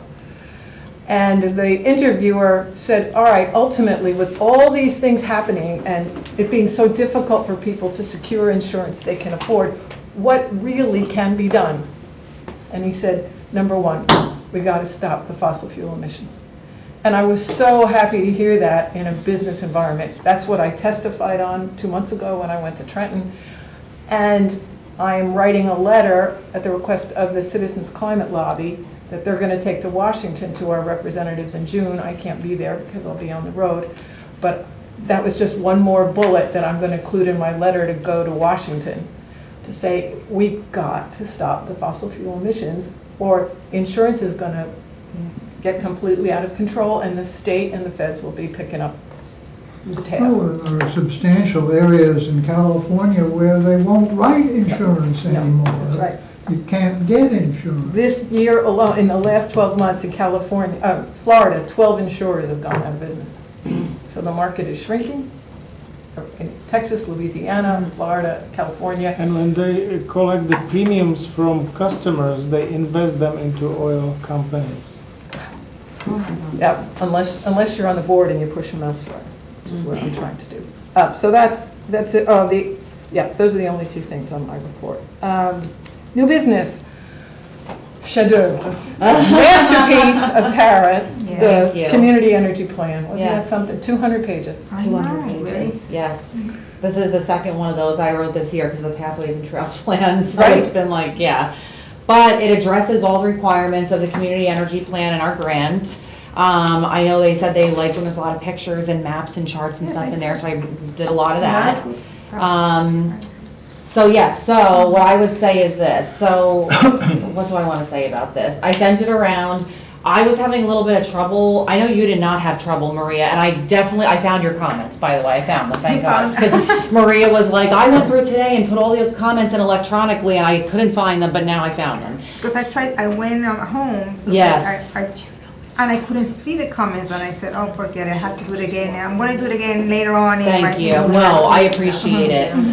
So what you can do is, what I would think is, if it's okay with everyone, what I would like is for our next meeting, before our next meeting, if you could get me comments that you have on it. The one thing I will say, I know it's lengthy. You are welcome to read every single thing if you want. It follows the requirements of the plan. So basically, it follows the outline that we put together of what initiatives we want to do. Everything that's in there, the background, that's all, like, I basically followed their, their requirements by heart. So, if before the next meeting, we can get comments on it, then that means I can make the comments and I can get it to Mark Healy so we can get it, on the planning board to be adopted. Because it has to be adopted and then our grant is complete and we're good to go. Then we start holding the township accountable to doing Yes. some of it. Yes. When did you send? Hold on one second. Go I have ahead. some questions when it's energy for renters and about the plugin. Yes, yes. Because some of the grants are for companies, but we don't know Right, if those yes. management companies count as also As like leasing, yes, I saw, I have to go through, but I saw your comments. The good thing about putting the comments in that document is that I get an email every time you put a comment in. oh my god. So, no, it's fine, no, it's fine, because it helps me keep Sometimes I track. put That's this is okay. great. No, that's No okay. way. So it helps me keep track, which is great, but the other thing is, if you're having problems with the online thing, or you just don't like it or whatever, I sent around the Word version today. You can do it in track changes, you can send me an email, you can type up a list. However you want to send it to me is fine, but I would ask, please, if we can have it by the next meeting, because the grant is over in July, so we have time, but the time goes by so fast, and, they need time to notice it and all this, so. I'm Yeah, seeing I just, 352 you sent it, right? 352? I sent it last night at like, She sent the Word version late this oh afternoon. yeah, I sent the Word version. Last night I sent the shareable link. It was like 11 o'clock or something maybe. So look there, yeah. I can resend it if you Took me need. 7 hours. Taking breaks, but I wanted to. Yes, I just wanted to get it done, yeah. 10:25. But Yes. But it's a lengthy, it was a daunting work for you. Yeah. Doing. Yes, putting all but- this. So this is a Google Doc? It's through like our shared micros, it's like OneDrive? SharePoint or OneDrive. So yeah, it's like a living, like actually multiple people can work on it at the same time. You can put your comments It's like a in. Google Doc, it's just Microsoft. Yeah. Okay. So I don't know if anyone had a chance to, well, I know Maria did, thank you. But if you can give me your comments before the next meeting, that would be excellent. And our next meeting's on the 20th? Yes, yep. So this community energy plan, this is what we started a few months ago? Yeah. We started it in January of 2023, right? Yeah. Well, no, we didn't really. We got the grant in January 2023. Yeah. We didn't start it till like I- April or May, yeah. My contribution, unfortunately, I did the first responder stuff. It's and then okay. I just, It's all right, yeah. I got it. Okay, why don't we, thank you very much, Tara, that's You're welcome. Yes, Reports from Thank you. subcommittees. executive rotation. Thank you. Education and outreach. From my side, I already emailed ANDIC to obtain some supplies for the Green Fair, so I'm still waiting to hear when we are going to meet, and for me Okay. to have access to their. If you need Deanie's phone number, I have her phone number, you can call her, Just ask her if I can call. yes, I'm If sure you you'll can be- call her, I'm Yeah. sure you can call her, Okay, yeah. because email, I don't know Yes. if it goes in the spam folder, Right. probably. Give her a phone, when you leave tonight, I'll give you her phone number. Okay. Anything else? Do you have people helping you that day? I don't know. Is anybody able to go to the Green Fair with Maria? The high school Green Fair?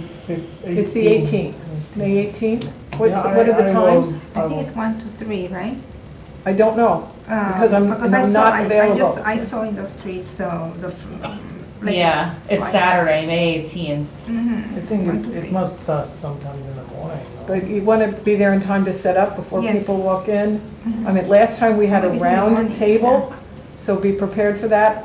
A rectangle is easier to work with, because you have a place to stand behind when you're talking to people, We can request different size table. but I think you need to do that proactively that morning, it'll be too late. It's 1 to 3. Is that? Okay, well, if anybody can help Maria, that would be And really beneficial. Tara, we are going to connect at some point because you have some, I put a request into Flyers. DEP again, the Stop the Soot program, to get more of those flyers.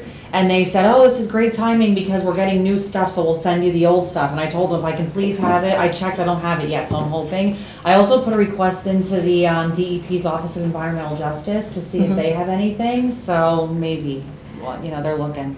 and my last comment is I haven't heard from the youth center after my last letter. Okay, Email, so that's what I have to say. You haven't heard from the youth center?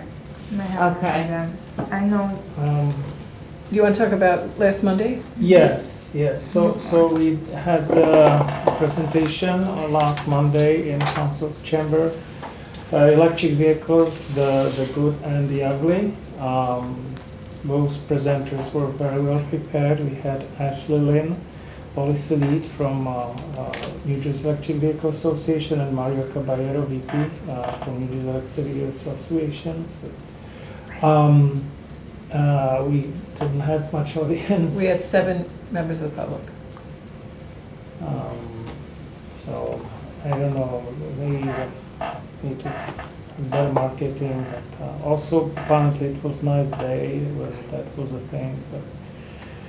But and when we had the film screening, it was much better attended. Well, what helped the film screening is I sent an email out to about 30 of my friends individually, separate and apart from this. So this last one, most of those friends are on our email distribution list, and that email came from me instead of from the Environmental Commission, because our email wasn't working, but it was one of 5 things, not the only thing.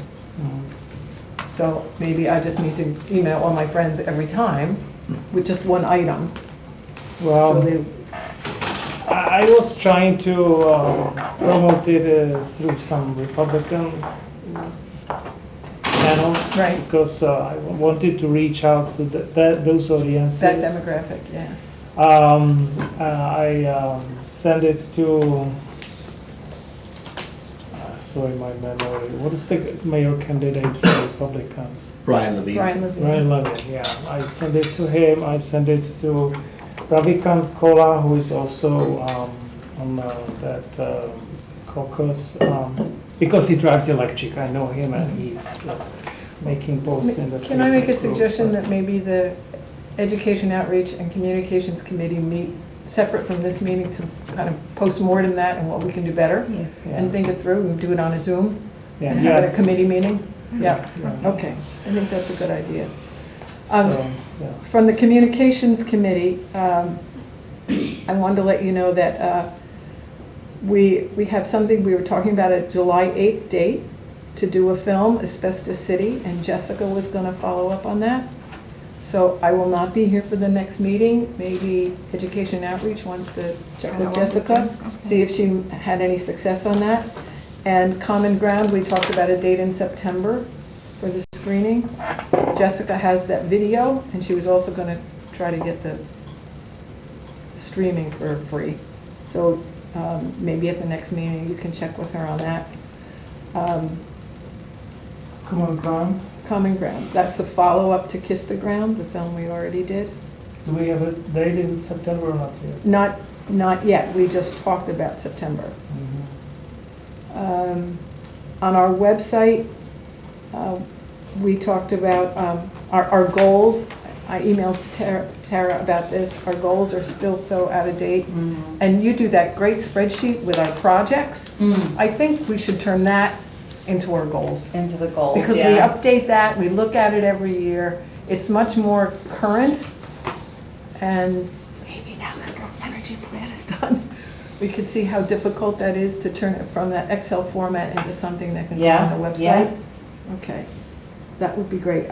Last thing from Communications Committee, I had a note from the last meeting that we would like to do an article for the next Franklin Times on the sign ordinance and help point out the fact that the landlord is absolved of responsibility if he puts up the no idling signs, but we need it passed first. Do we know where that is? The last time we met, is that when I sent in The final? the final, yeah, I just sent it in. Last time, I haven't gotten any. So we'll try to keep track of that once that gets approved, and we'll see when the next Franklin Times article is, and we'll try to get a piece in there about that. Energy Conservation Infrastructure Committee, I shared with some of you an email from, who was it, Rocky Mountain Institute, about the fact that the feds have just passed a new regulation requiring all new federal government buildings to be electrified. And they're encouraging that states and cities should do the same thing. And I had mentioned, I think it should be part of our master plan. Now, maybe the master plan doesn't have to address municipal buildings. I find that interesting, that we make rules for everybody else in the master plan, but not our own buildings. But I want us to keep that on the list, that Okay. as we're looking at sustainability as an element in our master plan, that new buildings be electrified. Do you have a sustainability and green buildings element? Not yet. Not yet. Oh, that's We wanna where we're work on gonna it. do it, yeah. We want to work on it, yeah. Sorry to interrupt. Yeah, thank you, good question. And the other thing from that committee is, I saw a piece that, I think this came through Anjac, can streetlights unlock big city EV charging? And a company called, what are they called? Volt Post has developed a post that's actually, could be the base of a streetlight that can be used for EV charging. That's very safe, that can't be damaged, that can't be stolen from, et cetera, et They cetera. copied it from The Germans. From the Germans. They're selling it over there. This, I think they're the, So, and just to pitch in, so when I was at Sustainable Jersey Summit, I met this lady who is representative from that company. yes, And I rounded her in the response. yes. So if we can get Franklin Township and PSE&G to recognize this as a way to Do the lampposts are owned by PSC&G? And the township Because releases we are that, I talking, think. we were talking about utility poles, but this is Yeah. lampposts. Right.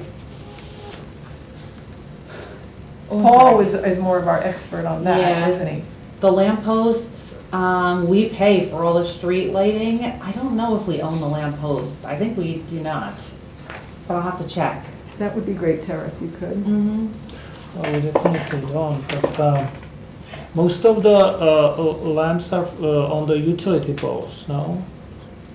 I think so, yeah. I don't know the exact, like what the breakdown is, but I think, yes. I think you're right. Well, I think it would be interesting to try again on this as a way to bring EV charging to the people that don't have their own driveways. And we have a lot of that in town. And those are the only things I have from committees. Anybody else? Walter, what was the question you asked us at the very beginning? Oh, it was about stormwater. Straight Yeah, into yeah. street. It concerned me because in my development, it was part of the ordinance and it was built in. And if somebody's thinking about taking it out There's or there's a lot of retrofitting to go on. retrofitting, you know, that's gonna be a Okay. no.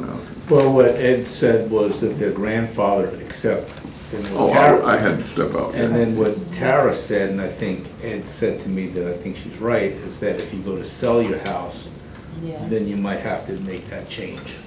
For Yeah. septic and your sump pump, you have to come up to the code when you sell, yep, and it's on the Okay. seller. So I'll be Yeah. watching you, Walter. Walter lives right up the street from me, so. Anybody on hot topics other than that one? That's a good one. I have something to share. I just, in my email, I got something from the New Jersey Urban and Community Forest News, which caused me to go look up on our community forest management plan. Ours expires in December of '25, so we'll have to have a new one. Yes, we got an extension, I believe, for the last year, yeah. And that requires a tree inventory, which is a new element. Yes. How do we go about this? Does the shade tree ordinance? Shade Tree's been working on that, right? Well, yeah, so they got an extension for the 1 year because, so I have a friend that is she's an arborist, well, she's basically an arborist. But because I asked her about this just out of curiosity, and she said that there's like not a lot of professionals that are actually qualified to do this. Very few. So she's concerned about this law because she basically is saying they're about to be inundated with work. So Yeah. I don't know how much help that is, but that's the latest I heard, so. But yes, we do have to do it. Like 5 in the state or There something. is, there's only like 5 or 6 registered foresters. Right. So, Well, maybe the out-of-staters are gonna have a good opportunity. yeah, for sure, yeah. And, Well, how do you do an inventory of forests? Of trees and forests? I don't know. Ask Emile DeVito, that's Yeah. what they do, that whole Don't they do a lot of variable aerial quadrant. imagery? They can do a lot of aerial imagery, yeah, but they have, so the tree inventory, I believe it has to be done by one of the approved Methods. foresters or whatever their exact title is. Well, can they use like the iTree? Or- I believe they can. I think they probably use something other than iTree, but they use something like that. Something like Yep, that, yep. And with drones now, I think it probably Yeah. it's a little bit easier. Old business, micro-mobility study. So I'm expecting some work from the consultant in the next few days. May 15th is when we're supposed to get the first kind of preliminary write-up, so. And then the working group will look at that. Yep. Okay, Yep. great. EV session, we touched on already. Yep. But I think there's some takeaways we have to learn from that, so let's try to put our heads together about that. Memo to Township Manager regarding the amendments to the tree ordinance? Yes, I have that on, I have it open. I had to make a last minute change I forgot to make. So I'm gonna fix that today and then I will there was something in there that I completely left out accidentally. So I caught it before I sent it, but then I just didn't get a chance to Hit the send fix it. button. So I will do it and then hit it.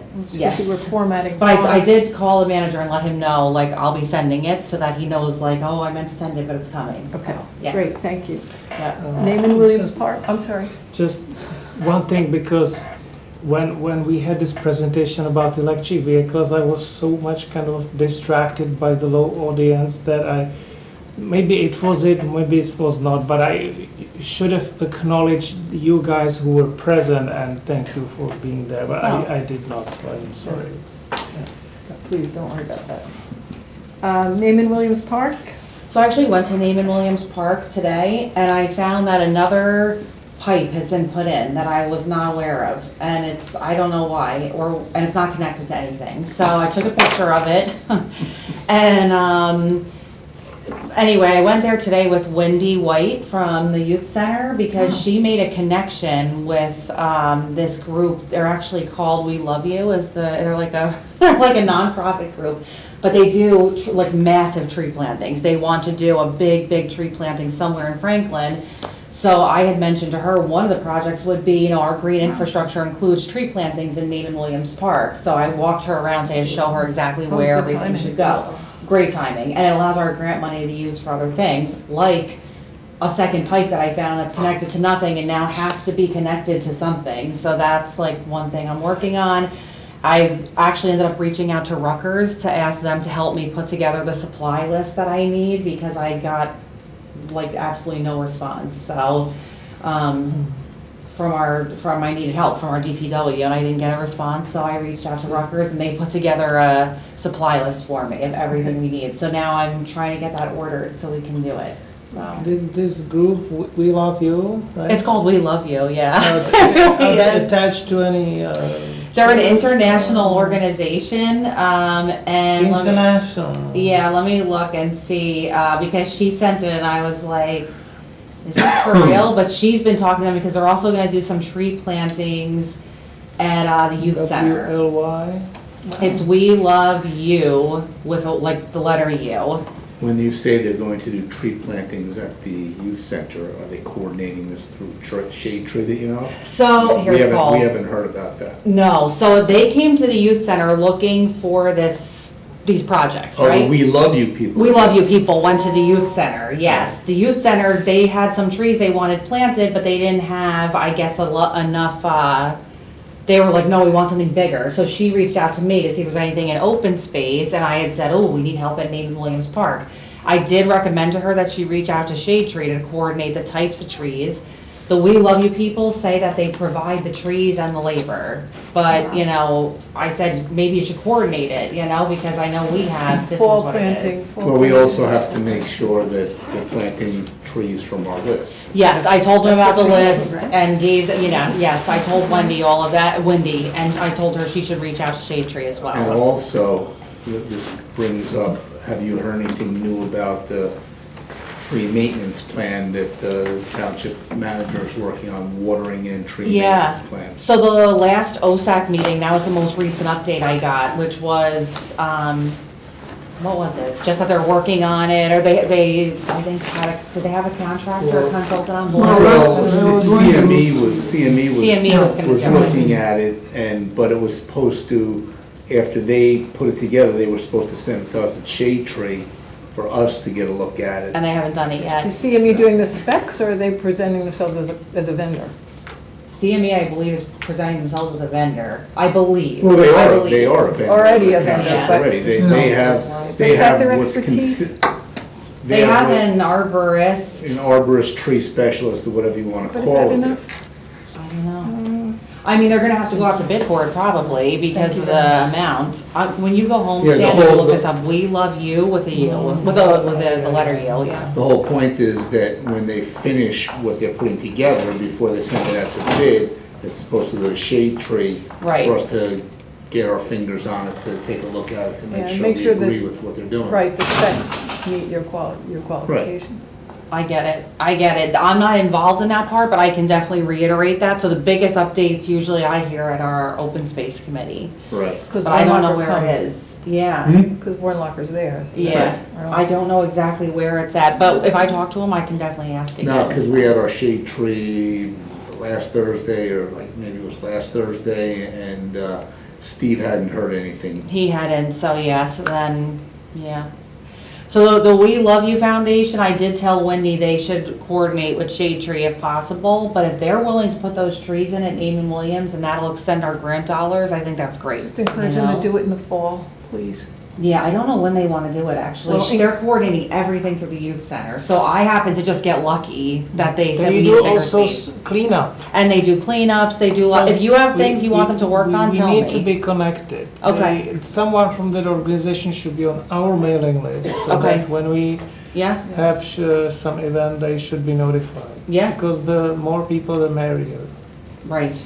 If you want to send me her email, I'll email her encouraging a fall planting, because otherwise We Love You's not going to come out water, and the township's not going to come out Well, water. that's the thing, that's the If they thing. plant them in November, we got a Yeah. 60% chance this tree will make it. Got it.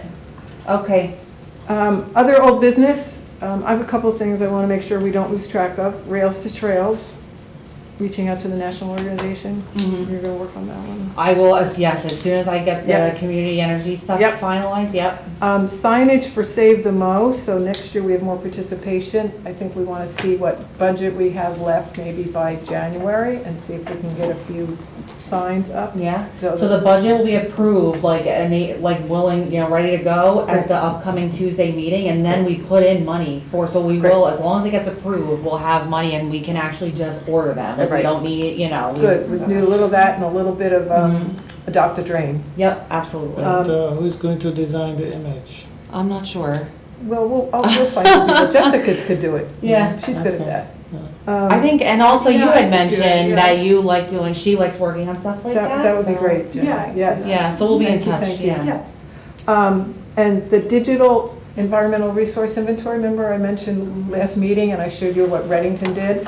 I did reach out to Princeton Hydro to see what it is involved in taking our PDF and turning it into an interactive map, which is who Reddington Township used. They would love to have a meeting on Zoom with a couple of us to talk about the project.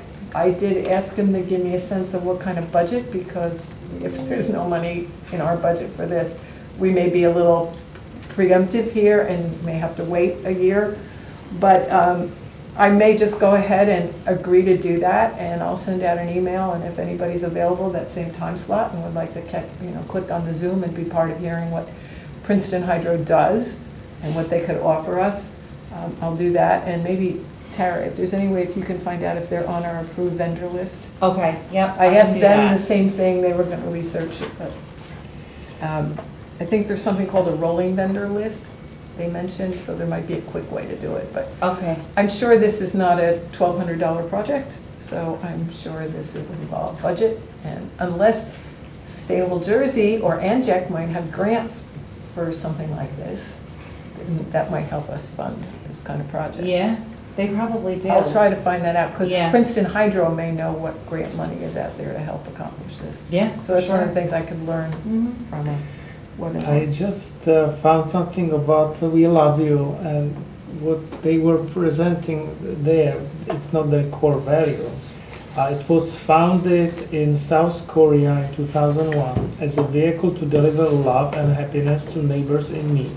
The chairwoman took a grassroots approach by personally interacting with and caring for the needs of the global village. Through the areas of social, adult, and child welfare, emergency relief, and environmental cleanups, okay, included. The chairwoman's example of giving money has spread from the east to the west and planted itself in 50 countries to inspire a healthy and hopeful future. Well, that's nice. So it's more than I just don't know cleanup, about but it's interesting. Pretty broad. I have one more thing, if you Yes, don't mind, yes, just real please. quick. So we got the energy efficiency partner grant that I Yes, told you guys all yes. about. So we are gonna get the $2,500 as the startup, and we are gonna get the technical assistance from them. The first meeting, if anyone wants to go, it's a virtual meeting. It's on this Friday. I think I sent an email out about it, but I just wanna What's the remind. time? It's oh my gosh, May 10th. 11 a.m. and it's virtual. So anyone who wants to come, basically they're going to talk about the program, how it works. They're going to kind of start walking us through like how to set up the video and how to, whatever it is that we want from, and they can give us. So the 10th, virtual at 11 a.m. and I can resend out the link. But if you're interested in coming, that would be awesome. I'm gonna be driving, so I'll try to listen. Okay. This would be something I could listen to, right? Yeah. I'll be virtual. Okay. That's fine, yeah, okay. Virtual. Perfect, okay.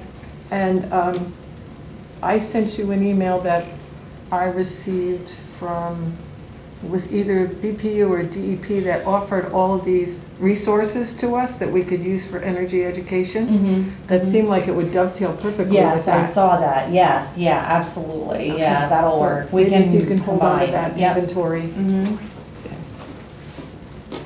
and that's on Zoom. Yeah, so you'll send out the link for that? I will resend it, yeah. Okay, because I don't think I saw this. All right. Too bad there's nothing going on, huh? I haven't been able to keep up. I know, that's the hard thing, yeah, it's, Well, I'm looking at the clock, and I'm sorry. Motion to open to the public, please. Thank you. Second? All those in favor? Hi. Aye. Okay. I just have a question.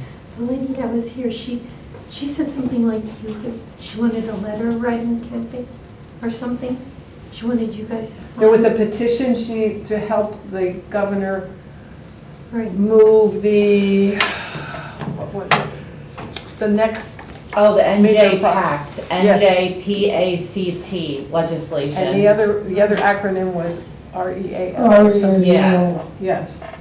So you want people to sign up for that? I think if you go on the Watershed Institute's website, that's probably where you can find a link. Because we have an environmental group now at our Right. place, so I could send it to them. Yes. To have everybody in our Yeah. community there. But I think if you go on the Watershed Institute's website, you'll probably have the link.